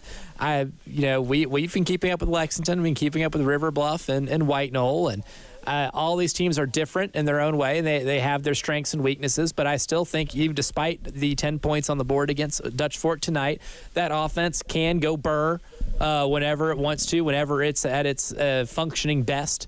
They can put up a lot of points, and they have a lethal passing game, and I think that's still going to bode well for them. I still think they're in for, I would say, an impressive season, and they build upon a really good end of the year last year, and I can definitely see them stealing a few games here in region play, or maybe scaring some of the teams that they didn't think they might be able to scare at the beginning of the season. One of those, or 2 of those teams that they still have to play are River Bluff and White Knoll. And Elijah, buckle up. Oh, I'm ready. River Bluff was up 21-7. White Knoll gets the ball, they score 21-14. That was my Nick Saban. So it's 21-14. White Knoll onside kick, recover. You're a Saints fan, you get it. I love the surprise onside kick. Onside kick recovery. You don't get those in the NFL anymore. They get the onside kick, and they score. 21-21. I've got a further update for you. That Nicholas Pelham defense stands up, force a 3-and-out. White Knoll has the ball on their own, 45, with a minute 23 left in the game. A field goal wins it. Oh, my goodness. You said, everyone, Mr. Campbell called it. He said, I might be wrong here, folks, about an hour and a half ago. That's the game. That's the game we're going to be talking about later on tonight. It's going to be the close one.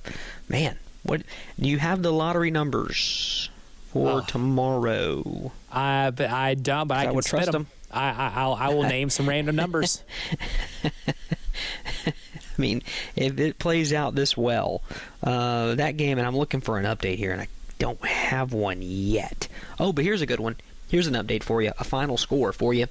The AC Flora Falcons, hereby known as the Fighting Tommy Moody's. That's right. 17-14 winners over Lancaster tonight. So, ooh, holding on. Fly, you Falcons. Good job, AC Flora. 17-14 winners over Lancaster. Big win. They get the W there in region play. Again, every game from here on out is region play. Need to remember that. Every single game from here on out is region play. North Myrtle Beach takes it over Conway 24-14. The Northside Crusaders, the Northside Christian Academy Crusaders, defeat the Providence Athletic Club Panthers 14-12. How about this, Elijah? The Crusaders are now 5-1 on the season. 5-1 for Northside. Big win right there. Coach Dean Howell. He's familiar with one of these schools we've been talking about with White Knoll. Yes, he's got some experience there. Dean Howell has a pretty successful track record as a high school football coach here in the Midlands, and he's taken his talents over to Northside Christian. And look, a little bit of a rebuild, but they've done a pretty good job. Look, it's surprising 5-1 for me. I know they had a ton of returning production. They got some kids there who can really play. And look, good coaching, good players, experienced players. That is a pretty good recipe, if you will, for a 5-1 start. My microphone works best when I don't cut it off. Those things tend to happen.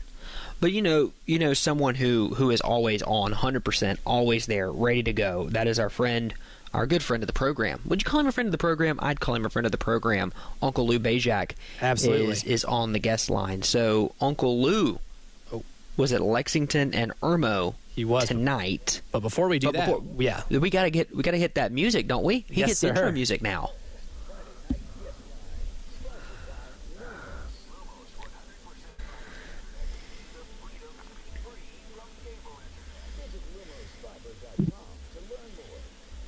See, it's so new to me. Yes. I'm still getting used to it. But look at Lou. Uncle Lou's Lou got gets the sponsor. Music. He gets the sponsor. How music. you feeling? Do I get any residuals? No. No. Just the fact that you can go home and say, I have intro music now. That's it. That's all you get. Sorry, bud. So Lexington and Irmo. You were at this game, and we chatted about this a couple nights ago, maybe last night. I don't remember. We were texting. These are two teams that play the ball game very differently. Irmo is a little bit more flashy than Lexington. Lexington, nicely, Lou, I'll say they muddied the game up a little bit. It just didn't work out for them tonight. Too much talent on the Irmo side of the ball. But what'd you see from these two clubs here on this first Friday in October? Yeah, it was. I mean, I think Lexington's game plan was perfect tonight. Kind of slowed things down, basically. In basketball terms, just I wasn't not four corners, but I mean, they wanted to take time. I mean, take the play clock down, run the ball, keep things short, try and keep Irmo off the field, and they did for the most part. It just they couldn't get the explosive plays and big plays in their passing game, and kind of hurt them. Also, 3 interceptions didn't help. Left them with the short field a couple times. So Irmo was able to get a couple scores, a couple safeties too in the second half. But I mean, I know Irmo was. I mean, they're happy to get the win, but they played a little bit. I mean, whether coming off the bye and that maybe, and everyone not practicing a full week this week. So yeah, it was a good win for Irmo on the road to open up region play. But I mean, Lexington probably had to be pretty happy with how they played for the most part. They kept Irmo from really those quick strike plays and that A.J. Brand, Donovan Murph are used to. Yeah, and Lou, it does kind of feel like in this, even this being like the region of death, with Dutch Fork and Irmo kind of on a collision course to win it all. There's a very even group right below them of Lexington that's played tonight. River Bluff and White Knoll, they are in an absolute dogfight right now, tied at 21 with less than 2 minutes left. And then you have Chapin, who unfortunately for them had to play Dutch Fork tonight. They had to strap them up and play against that juggernaut known as the Dutch Fork Silver Foxes. But I think those 4 teams are very comparable. I think they're very unique in terms of what their strengths and weaknesses are as individual teams. But I think, all in all, they're very similar in terms of like their caliber. But out of those 4 teams right there, who's kind of impressed you the most and might be in the best position to finish maybe third behind Irmo and Dutch Fork, or maybe challenge either of those first top 2 teams for the top spot in this region of death? Yeah, I think, White Knoll, if they were able to get it tonight, if not River Bluff, puts them in a good spot with Lexington and Chapin still left. That would really help them. They're a team, they're very solid. Parker Murray, quarterback, they got good play receivers with Collier and Griffin and a good running game with Myers. So they jumped out on White Knoll tonight, see if they could hold off. Now it's close late, but White Knoll, I think, haven't hit their stride yet, especially offensively. So, I like the way they play defense, and I like the way Lexington plays defense. And you got Chapin, who could put up a lot of points, is just not against that Dutch Fork defense. Right. It's just, I think, it's going to be an interesting round robin. You could also have a team that is a very good team that might not win a region game, too. But I think all 6 of those teams will make the playoffs, and they could, all of them could definitely win a playoff game. And I wouldn't be surprised if 2 of them are playing for state championships this year. I agree 100%. We're simpatico in that, Lou. One final thing for you, by the way. I want to update both of you. White Knoll, River Bluff going to overtime. Ooh. White Knoll got it to the 20, but a sack and penalties pushed them back. Let's talk real quick about R&E.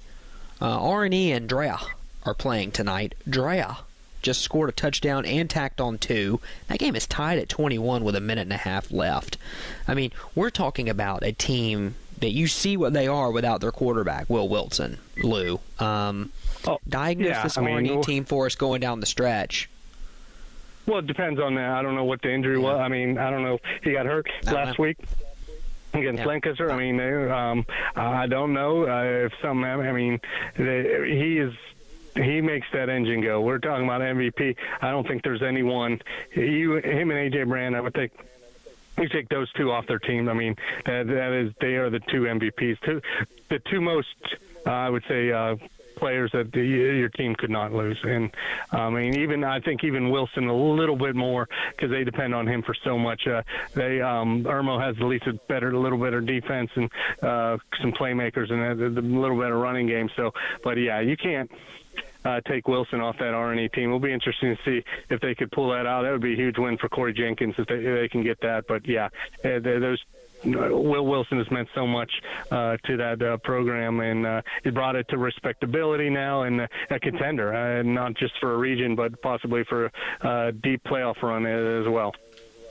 Yeah, absolutely. Lou Bizak joining us tonight. Lou, we appreciate it. Your game wrapped up before the 10 o'clock mark, so go enjoy the rest of your Friday night, and we look forward to talking with you. Well, maybe we'll talk to you next week. Kind of have to see what happens this week from the high school league, but looking forward to the rest of the season. We're not going to see a pause, so we'll have football next week. I could almost be positive, but I don't know. I'm almost positive that there's not going to be a pause. We'll see you next Friday night, Lou. We'll talk to you then. All righty. Yep. Uncle Lou. Well, Elijah, he is very confident. Just dropped that there and takes his intro music and goes home. By the way, Lou's not on the line anymore, but I just want to let you, he's probably listening. Lou, ignore the fact that when Chris Deering calls in a minute, he has the same thing. Just ignore that. Pretend like you didn't hear it. Pretend like you didn't hear it. And for Chris, just pretend like we're not talking about it now, and you get your own intro music, and we'll make a big deal about it when you hop on. Maybe he's not listening Maybe not. Well, that game did wrap up. I mean, he was at Dutch Fork, so that game wrapped up. A lot more rather quickly. Rather quickly, like first quarter. A lot more to come on the program. Again, we got a couple of close ball games that we're keeping good track of. We got River Bluff and White Knoll. That's our game of the week right now, going to overtime. R&E and Drea in a tight one. They're tied late in the fourth quarter. Could be going to an extra session as well. There, a lot to get to. We're in the final hour. We got more to come after this on the Love Chevy High School Scoreboard Show on the Game.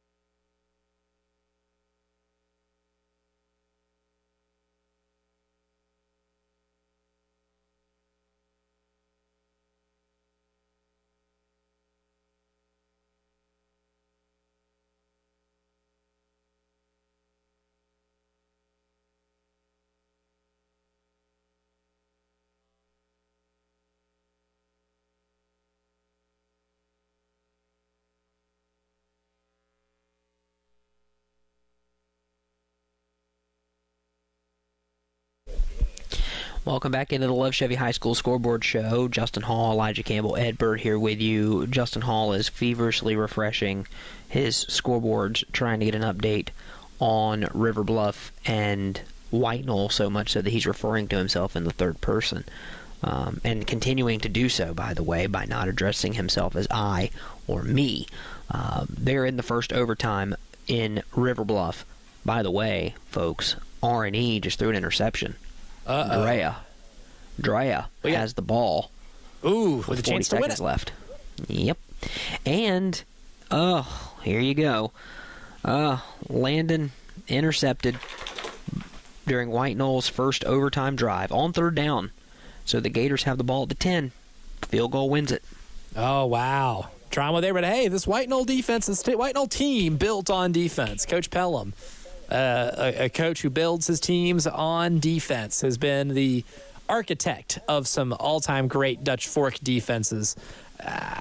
If there's any team in this region that you can trust to avoid a field goal here, it could be them, but Unless that happens, then there will be no double overtime, and River Bluff will have come away with a massive, massive region opening. Massive. No doubt about it. So we're watching two. Oh, well, there you go. We're going to a knee and going to overtime between R&E and Dreher. All right. Well, that happened quick. Apparently, Dreher couldn't get anything going. R&E's the one that kneeled it, actually. How about that? R&E took the knee. So they're able to get the ball back. That changed quickly. I have a couple of notes here from some games that have wrapped up that I think are important to look at. These are stats-only type deals. Let's start, if I can get back to it here. Irmo won 34-8 over Lexington. So the Yellow Jackets, that snaps a 6-game losing streak to Lexington, dating back to 2014. Wow. Which is, they don't play every year, obviously, with that number, now. But they do now. They are guaranteed to play now, and that snapped the losing streak. And it is their 17th straight regular season win for Irmo. Are they approaching a certain status that we need to start talking about? What status would that be, Justin Hall? That would be a Dutch Fork status. But I do have numbers on Dutch Fork.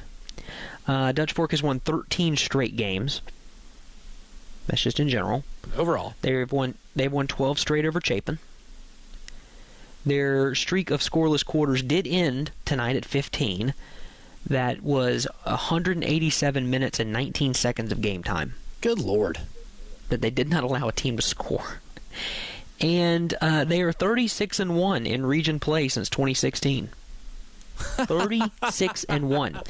Now, the trivia. only loss. Trivia. Who's the loss to? That'd be White Knoll last year, good sir. And who's their opponent next week? That would be White Knoll. Yes, it would. In Dutch Fork, I Yes, believe. it would. You will possibly be correct.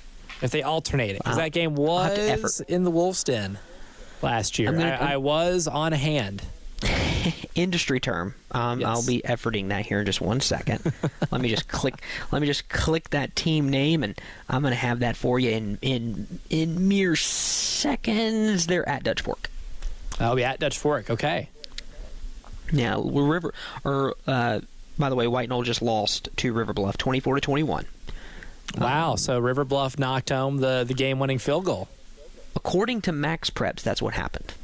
Oh. According to Max Preps, So they we're still updated that looking for pretty darn quickly. We are looking for second confirmation here. You know, I like to have two sources. I believe two sources are important. That's the journalistic standard. I mean, I didn't. I mean, I earned that degree. So I'm looking for a second opinion, just to confirm. But White Knoll goes to Dutch Fork next week. And again, according to Uncle Lou, we're not going to have a pause, or he's pretty confident we're not. So we're going to take that as the gospel and say we're not going to have one. Next week, they go to Dutch Fork. Then they host Irmo. And then they host Lexington. Then they end the year at Chapin. I mean, it's the region of doom.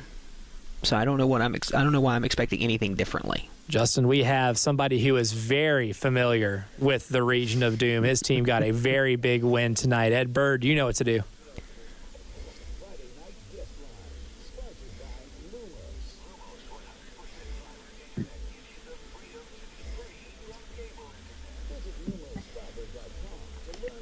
Yeah, that's right. Coach Aaron Brand from the Irmo Yellow Jackets, team that is the new kids in town in the region of doom, as we have named it. Coach Brand, appreciate you joining the show. Good to hear from you. And look, big time win tonight. Good to be heard, guys. Good to be heard. We had a hard-fought victory over here at Lexington, man. They say it was the Battle of the Dam or something like that. So we won the dam. I'm gonna take it to the house, and I'll bring it back tomorrow. Well, I need you to bring it back pretty quickly. It's holding a lot of water. Yes, sir. You must have a very big vehicle. All jokes aside, they got a really good football team. Coming off the bye, we started off a little bit slow. But once we got our rhythm, we were full steam ahead, and I think we forced 4 turnovers tonight. 3 of them were interceptions, and just our guys, especially our defense, just came to play tonight, and really proud of the guys' effort, and really proud of us finally getting our rhythm.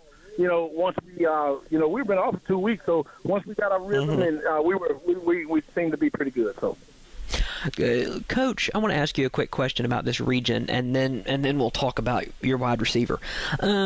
you guys are newcomers to this region, but again, you're playing Lexington and Irmo is a classic rivalry in this state and in this region. There's no question about it. But you guys are in what we're calling the region of doom. Yeah, Dutch Fork, Lexington, you guys, Chapin, White Knoll, River Bluff. I mean, the NFC East is easier than your region. So as you're coaching your guys up each week, how is that going in your locker room, understanding that each week you are just getting just punches and jabs from some of the best? Yeah.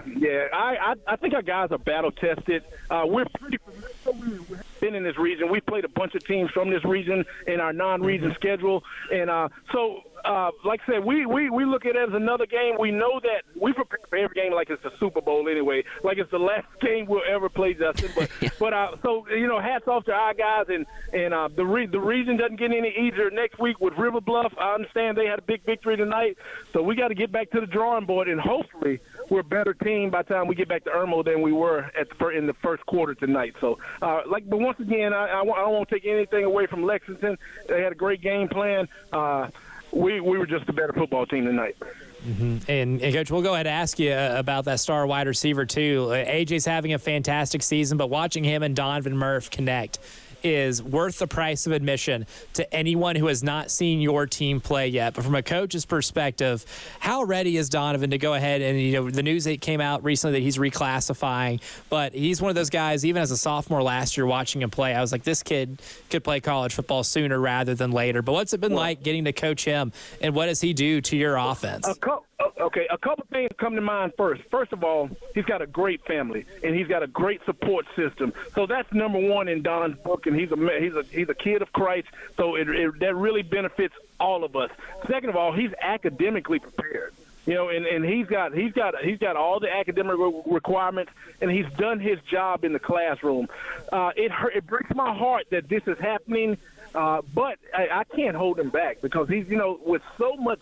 There's so much money out there. I hate to bring all that up, and so much. And like I said, he's done what he has to do. He knows we still got business at hand to take care of before he gets out of here. But he's done the job. He's done the work. He deserves the accolades that are coming with him. And if he's got a chance to go out there and perform early, and it looks like he's setting the trend too. I think a couple more guys announced today that they may do it. So, you don't ever want to hold a kid back. You don't ever want to not let him chase his dreams. But we're gonna get a lot out of Don before he leaves. Yeah, there's no question about that. Donovan Murph, one of the best wide receivers in the state, and he's one of the top in his class in 26, but he's reclassifying to 25. And he and A.J. Brand, that whole team, is a really good one that Coach Brand's got over there. Coach, we appreciate you talking with us. Looking forward to chatting with you as the season goes on, as that region just keeps getting better and better. And we look forward to some heavyweight fights. If y'all want some of this damn, I don't know if I can fit it all in the yard. So if y'all want some of this damn, I'll cut it in half or something. Okay. I was going to ask how you transporting that thing. Yeah, that's the hard part there. Corley's got a truck. So we're gonna pick it up on the way back to Irmo. Fair enough. I'll meet you in a Walmart parking lot. Again, okay. You too, Coach. We'll meet you in a Walmart parking lot, Facebook Marketplace style, and we'll pick up half of it. That's sir. Coach. Yes, sir, brother. That's Coach Aaron Brand from the Irmo Yellow Jackets. We appreciate him joining us on the Lumos guest line, if you will. That's what I'm going to call it now, Elijah, right. Just to make sure I drill that into my head. I'm looking, by the way, at our friends on 3 because Gamecock Central's on these airwaves a lot, aren't they, Elijah? They are every day. They're some of the best. They're some of the best in the business. Maybe the best in the business, some might say. On 3 right now has Donovan as a 3-star, but his composite ranking has him as a 4. That's across all services. By the way, there are 3 teams at the top of that board: Clemson, Alabama, South Carolina. We throw in Ohio State and Florida. Those are currently the top 5 teams listed here. And worth noting that South Carolina has had 4 wide receivers drafted over the last 5 years. And 20 total players drafted over the last 5 years. That's the least in both categories, except for Clemson with only 3 wide receivers drafted. But crystal ball prediction, Mr. Campbell? Oh, that's going to be Gamecocks, baby. Got him going to South Carolina, 94%. I'll say this. I love On 3. They do a fantastic job. But I'm going to differ here with them. Donovan Murph is not a 3-star. I would agree with you. That kid is a 4 at the least. Again, every bit worth the price of admission.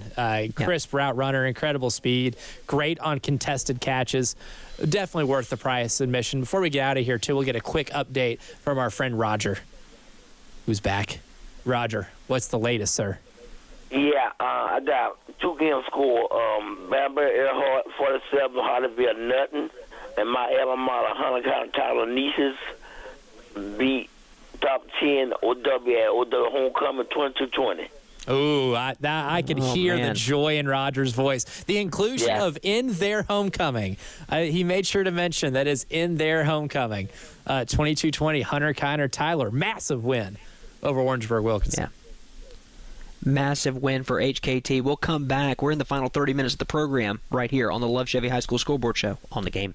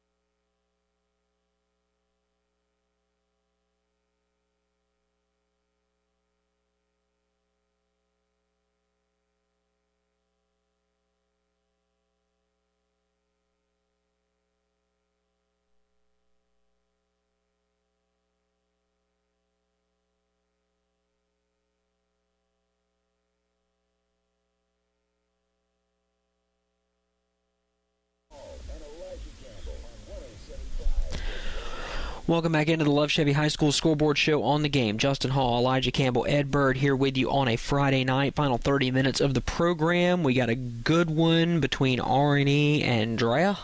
That game is now tied at 28 and going to double overtime between the Cavaliers and the Blue Devils. We are monitoring that one closely. As one might say, we are tuned in fully to that ball game because it's one of the last ones being played. It's certainly the last one in the footprint. Let's go to the Love Chevy phone lines. Kale joins us again. Kale, what you got for us? What's up, guys? I'm here in Kershaw County post-game. North Central hands Chesterfield their first loss of the season, 40-35. It looks like that it looked like North Central put it away when they had 40. They went up 40-28 with 6 minutes and 16 seconds left. North Central returned the kickoff back as soon as North Central scored to make it 40-35. Since Chesterfield made a defensive stop, they got the ball back. Chesterfield was stopped on a 4th down and 1 by the North Central defense, forcing 6 turnovers on the night to hand the Rams their first loss of the night. I'm also here with North Central head coach Daniel Sisk as well. Oh, fantastic. Well, we won't keep it too long. Before you go talk to the head coach, just one big takeaway from tonight. If you can take away anything from tonight, what did you learn about this North Central team when they pulled off this upset?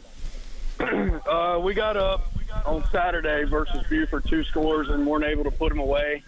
And that was kind of the challenge this week, is when we're able to get over the hump, that's when we're able to put a team away. And just so proud of these guys. We play 8 or 9 guys both ways, and they probably played 115, 120 plays tonight, and somehow or another they found a way at the end to finish off a really good Chesterfield team. Coach Quinn over at Chesterfield is doing a great job. Ran a power play on 4th and 1 with about a minute and a half, and our defense stood strong, and we were able to ice them from there.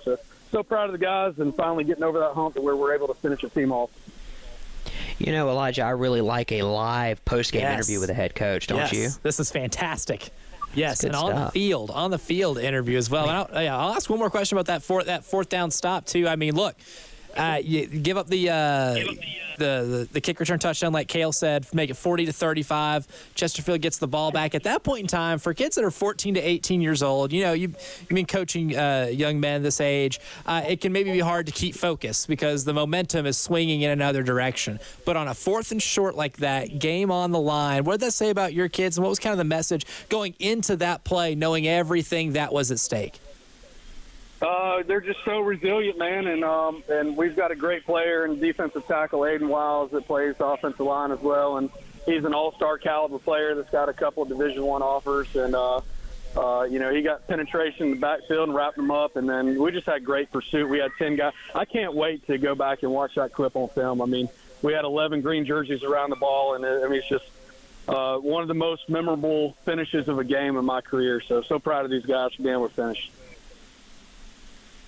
Coach, we appreciate your time and great effort there, Cale. Thank you, sir. We appreciate you both, and look forward to following North Central as the season goes on. I tell you what, I think we made history. I have no way of knowing that, but I believe that's the first ever live on-field head coach post-game interview. Good get, Cale Wilson. Yes. Man, look at that. That well was done. Fantastic. Well done. That's like Holly Rowe level. That is. Yeah. I mean, that's like Holly Rowe level. Holly Rowe game on right there. Man, or Laura Rutledge on a Monday night or something. That good work there, bud. Good work. That was very well done. Excellent stuff. Before we hit the full scoreboard, Mr. Campbell, I want to mention something really quickly, and that is that Loris defeated Dillon 30-27. You're thinking, okay, that's great, Justin. Why are you mentioning that? Well, first I want to give you the Loris radio play-by-play line that was given after the game was over by Mr. Glenn Hardy, who is their radio play-by-play man. He said, quote, "Hallelujah, hallelujah, God is good, and tonight so were the Loris Lions." End quote. That's not the. Yes. It's not the only reason I'm giving you this score, folks. Hang tight. He then went on to say, quote, "I have called a Loris win over Dillon before I died," end quote. Oh, my God. I'm not done. That's the best part. I'm not done. I'm not done. But wait, there's more. This was Loris's first win over Dillon since 1968. No way! By the way, 1968? The fall of 1968, someone correct me, that was the Lyndon Johnson administration. Had to be, right? Because it would have been pre-Nixon's first election. So Ed Byrd, who is shaking his head yes, is saying yes. That is verified, correct, and which is surprising that Ed Byrd knows that. He was not even born yet. I know. That's impressive. Ed Byrd that's a history Ed Byrd lesson. wasn't around yet. He is a student of the game. So the Loris Lions take down Dillon for the first time since 1968. Again, quick math would tell me that's 56 years. Good Lord. And they play. They I assume they've played every year since then, right? They're in the same region.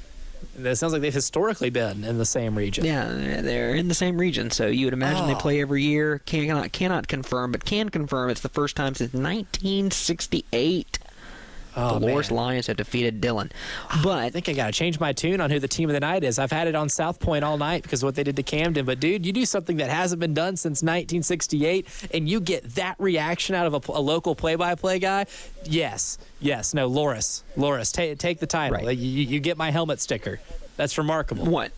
No question about it. But before we go any further, Mr. Campbell, we probably need to tune up some music and get a full rundown of the scoreboard that hasn't been done in quite a while because these games have gotten wild and wacky. That's right. The games have gotten wild and wacky, and so have we, Justin Hall. But we'll go ahead and start with some of the scores that we have that are officially final. Irmo beats Lexington 34-8, as you heard Coach Brand on our airwaves earlier. Dutch Fork all over Chapin by a score of 63-10. South Point shuts out Camden, one of the more impressive wins of the night, by a score of 64-0. North Central hands Chesterfield their first loss, 40-35. The poor Golden Rams of Chesterfield about to get an unexpected visit from one Ed Bird as they get ejected from the undefeated club. River Bluff in overtime beats White Knoll 24-21. That game, an absolute thriller. Lee Central beats Great Falls 54-12. Chester shuts out Eau Claire 56-0. And we have an all-name game. Thomas Hayward beats Patrick Henry, mano y mano, by a score of 51-33. You love a good all-name game. Dorchester beats Lee 48-6. PD Academy beats Hilton Head Prep 42-15. They're still in the undefeated club. One team that is not in the undefeated club any longer, that would be Wilson Hall. Wilson Hall gets their first loss of the year in blowout fashion. Pinewood Prep takes it to them 49-7. Northside Christian, Coach Dean Howell improving to 5-1 on the season with a 14-12 win over PAC. Sumter beats Clarendon Hall. This is different Sumter. It just says Sumter here, but I know this is not Sumter High School. Correct. Yes, they beat Clarendon Hall 7-6. Jefferson Davis beats Cathedral. Cathedral Academy no longer in the undefeated club as well. There are a lot of club ejections tonight. Ed Bird making his money tonight, kicking people out of the club. But Jefferson Davis hands them their first loss, 46-16. First Baptist beats John Paul II Catholic, 41-22. That's a holy war right there. Hammond beats Lawrence Manning 65-14. Just doing what Hammond does, man. Johnsonville and their brats beat Hemingway 50-0. Lakeview takes down Hannah Pamplico 30-7. Latta beats Carver's Bay in double overtime 34-28. Cross, a lot. St. John's, not a lot. And by that I mean 70-0. Bamberg Earhart shuts out Hardyville 47-0. The Fighting Rogers at Hunter Kiner Tyler picked up a big win, 22-20 over Orangeburg Wilkinson. Lamar beats McBee, Rick Henry, 56-7. Louisville takes down C.A. Johnson 21-14. Union County over Mountain View Christian 37-23. Oceanside Collegiate big on Hanahan. That's a final 49-7. Waccamaw beats Georgetown 36-20. Loris, as you heard, for the first time since 1968, beats Dillon by a score of 30-27. Marlborough County beats Ainer to hand them their second loss by a score of 41-8. Lake City gives Mullins their first loss. Another team ejected violently from the undefeated club. That score was 49-14. Manning beat Kingstree 28-22. Atlantic Collegiate took down Marion 27-0. Andrews beat Academic Magnet 42-6. Barnwell, the Warhorses, defeat Lake Marion 38-16. Pageland Central beat Buford 47-0. Sherraw in a thriller beats Andrew Jackson 21-20. Belton Honeypath crushes West Oak 55-6. 96 beats Pillion 41-8. May River remains undefeated. They beat Colleton County on the road 42-6. Bluffton beats Beaufort 42-35. That was an absolute thriller going down to the wire. Not a great night for the Darlington Falcons. South Florence beats up on them 60-6. This one's not a final, but Crestwood was up on Wilson 21-9 as of the third quarter. We have no other reporting on that game as of now. And as we know, I've got a score right here. Dreher beating Richland Northeast 35-34 in triple overtime. Triple. That has Honda Columbia Drive of the Week implications, by the way. That does. We will elaborate on that one further. AC Flora beats Lancaster 17-14. The Fighting Tommy Moody's always victorious. Look at those Falcons. West Ashley beats James Island 10-6 down in the Low Country.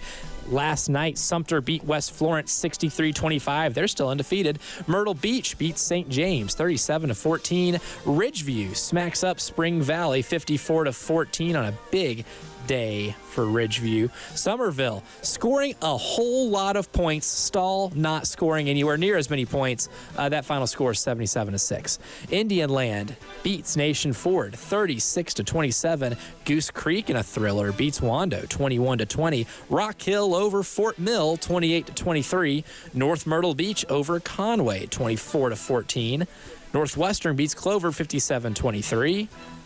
Carolina Forest beats Socastee 37-3. Lucy G. Beckham takes down Cane Bay 30-22. And Berkeley, the Stags, the Fighting Chris Deerings beat Stratford 30-22. Ashley Ridge took down Fort Dorchester 49-35. Greenwood over the Fighting Kevin Garnett's at Malden. He ain't walking through that door. 35-22. Florence Christian over Christian Academy of Myrtle Beach 36-20. And that is your scoreboard update. That's a big scoreboard update. We'll take a quick break, come back on the other side. We'll get you your Honda of Columbia Drive of the Week. We have to mull it over during the break, and we'll close out the program right after this on The Game.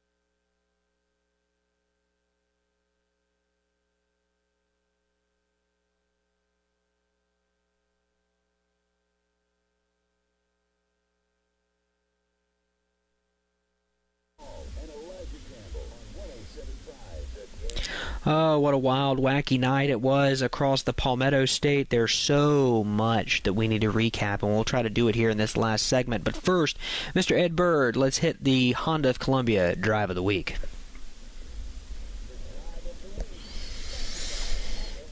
Oh, it's a tough one. Where do you go here? 2 overtime games. Well, Honda of Columbia Drive of the Week goes to Drea, because I don't know how often I'm going to get to say that this year.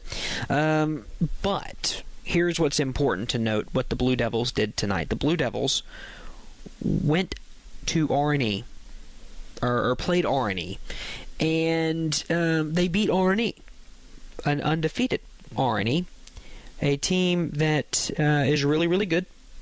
And they didn't have Will Wilson, that's fine. But you go to double overtime against that team, and you beat them. And you know what? Now you're 2-0 in the region. You're flying high. There's only one other team in that region that doesn't have a loss in region play, and that's South Point. And so the Drea Blue Devils find themselves atop Region 3 4A, and for that, they are the winners of our Honda of Columbia Drive of the Week. Honorable mention, because it was close, it was nip and tuck down the stretch. Honorable mention goes to River Bluff. And the reason why you get an honorable mention and not outright win, Mr. Campbell, this is how I look at things. They were up 21-7 late in the fourth quarter. Let that game kind of slip away from them a little bit and had to come back and win it in overtime. Hey, you won in overtime. You kicked the field goal to win it. Wins are what matter. You're still undefeated. But that's a game you almost let slip away. Credit to White Knoll for clawing back into it and getting back into the ball game and having a chance to win it too. Honda of Columbia Drive of the Week goes to Drea.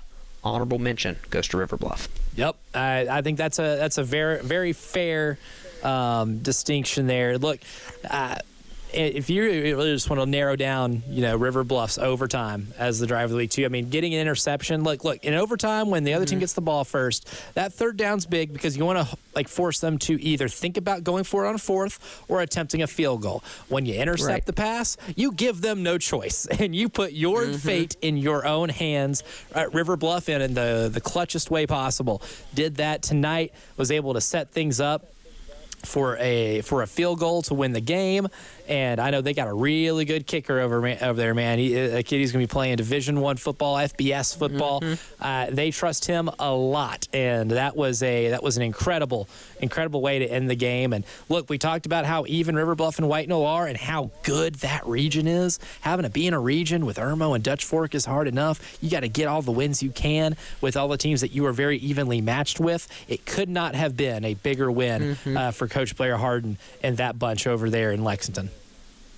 Agree with that. And we do have a score update. How about this? Are you kidding me? Houston 30, TCU 19. And I just have to do a quick note here. Is that the first time they've beaten them since? It's the first win in Fort Worth, Texas. In how long? Holy cow! Houston has not beaten TCU in Fort Worth since 1989. Good Lord. That's not quite Lawrence over Dillon, but I also was not alive in 1989 the last time that happened. Andre Ware quarterback in Houston at the time? Would have to be, right? That would have to be. I'll effort. But that we rate things by presidential administrations. That's first Bush administration. Yes. Like the older HW Herbert Walker. Andre Ware, yes, he actually won the Heisman that year. See, I can't remember if he won the Heisman 89 or 90, but either way. So since they have not won there since Andre Ware won that Heisman for him. Correct, and he won it in 1989, and he was drafted in the subsequent draft in 1990 by the Detroit Lions. By the way, that was the old Southwest Conference. Long live the old Southwest Conference. Man, I wish it would return. Instead, we've got Miami playing at Cal tomorrow in a conference game. Who would have thought that small domino of the Southwest Conference dying would ultimately lead to the large dominoes falling of a conference game involving one team having to drive 31 hours with their equipment all the way to Berkeley? Man. 31 hours. Well, it's all for the kids, though, right? I mean, that's right. The kids benefit. It's all for the kids and the education. The kids benefit from it. So as long as the kids benefit from it, it's fine. By the way, Houston was a 16.5-point dog. And they won by 11. Woo! They won by 11. Big time. The Sonny Dykes shine is slowly fading off of TCU, and by slowly I mean at a rapid pace, the speed of light. Yeah, he might not be under their employ for much longer. He's entering into Billy Napier and Mike Norvell arenas right now. But a lot happening across the sport of high school football in the state of South Carolina this week. Elijah, obviously we had a big full program tonight. We had recruiting talk. We had possible, I don't want to call it political, but it's definitely strategic and infrastructure-based conversation about what's going to happen with the season as a whole as we move forward, dealing with the after effects of Hurricane Helene.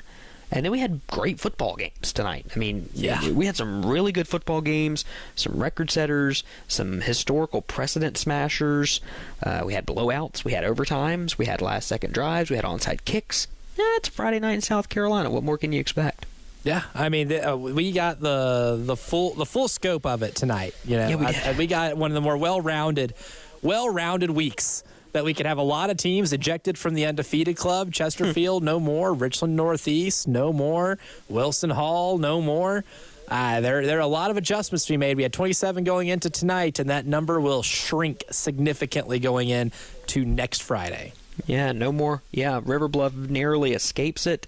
There are conversations to be had about the undefeated club and what it looks like going into next week. And next week will be another big week. The night before the biggest Saturday of college football yet this season.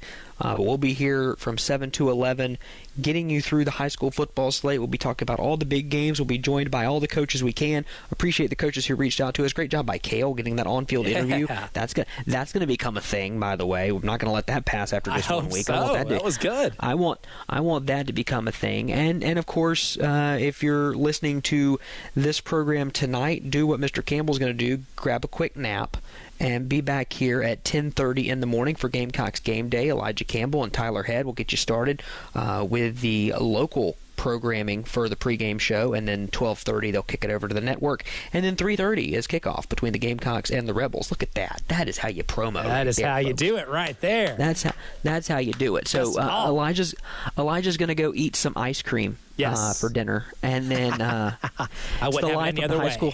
It's Life of the High School Scoreboard show. Elijah has ice cream, and I had pork rinds before the show started. So that's kind of what we do. We're the epitome of health and fitness. Nutritious, so nutritious. Hey, pork rinds are protein. Gamecocks and Rebels tomorrow afternoon should be a great one. I'll give you my parting shot. I have changed my score during the show. Gamecocks win at 31-27. Go you Fighting Gamecocks. Get a big win over Lane Kiffin and keep the good vibes going. Thank you guys for keeping the good vibes going. For Ed Bird, for Elijah Campbell, I am Justin Hall. We'll see you next week for the Love Chevy High School Scoreboard Show on the Game.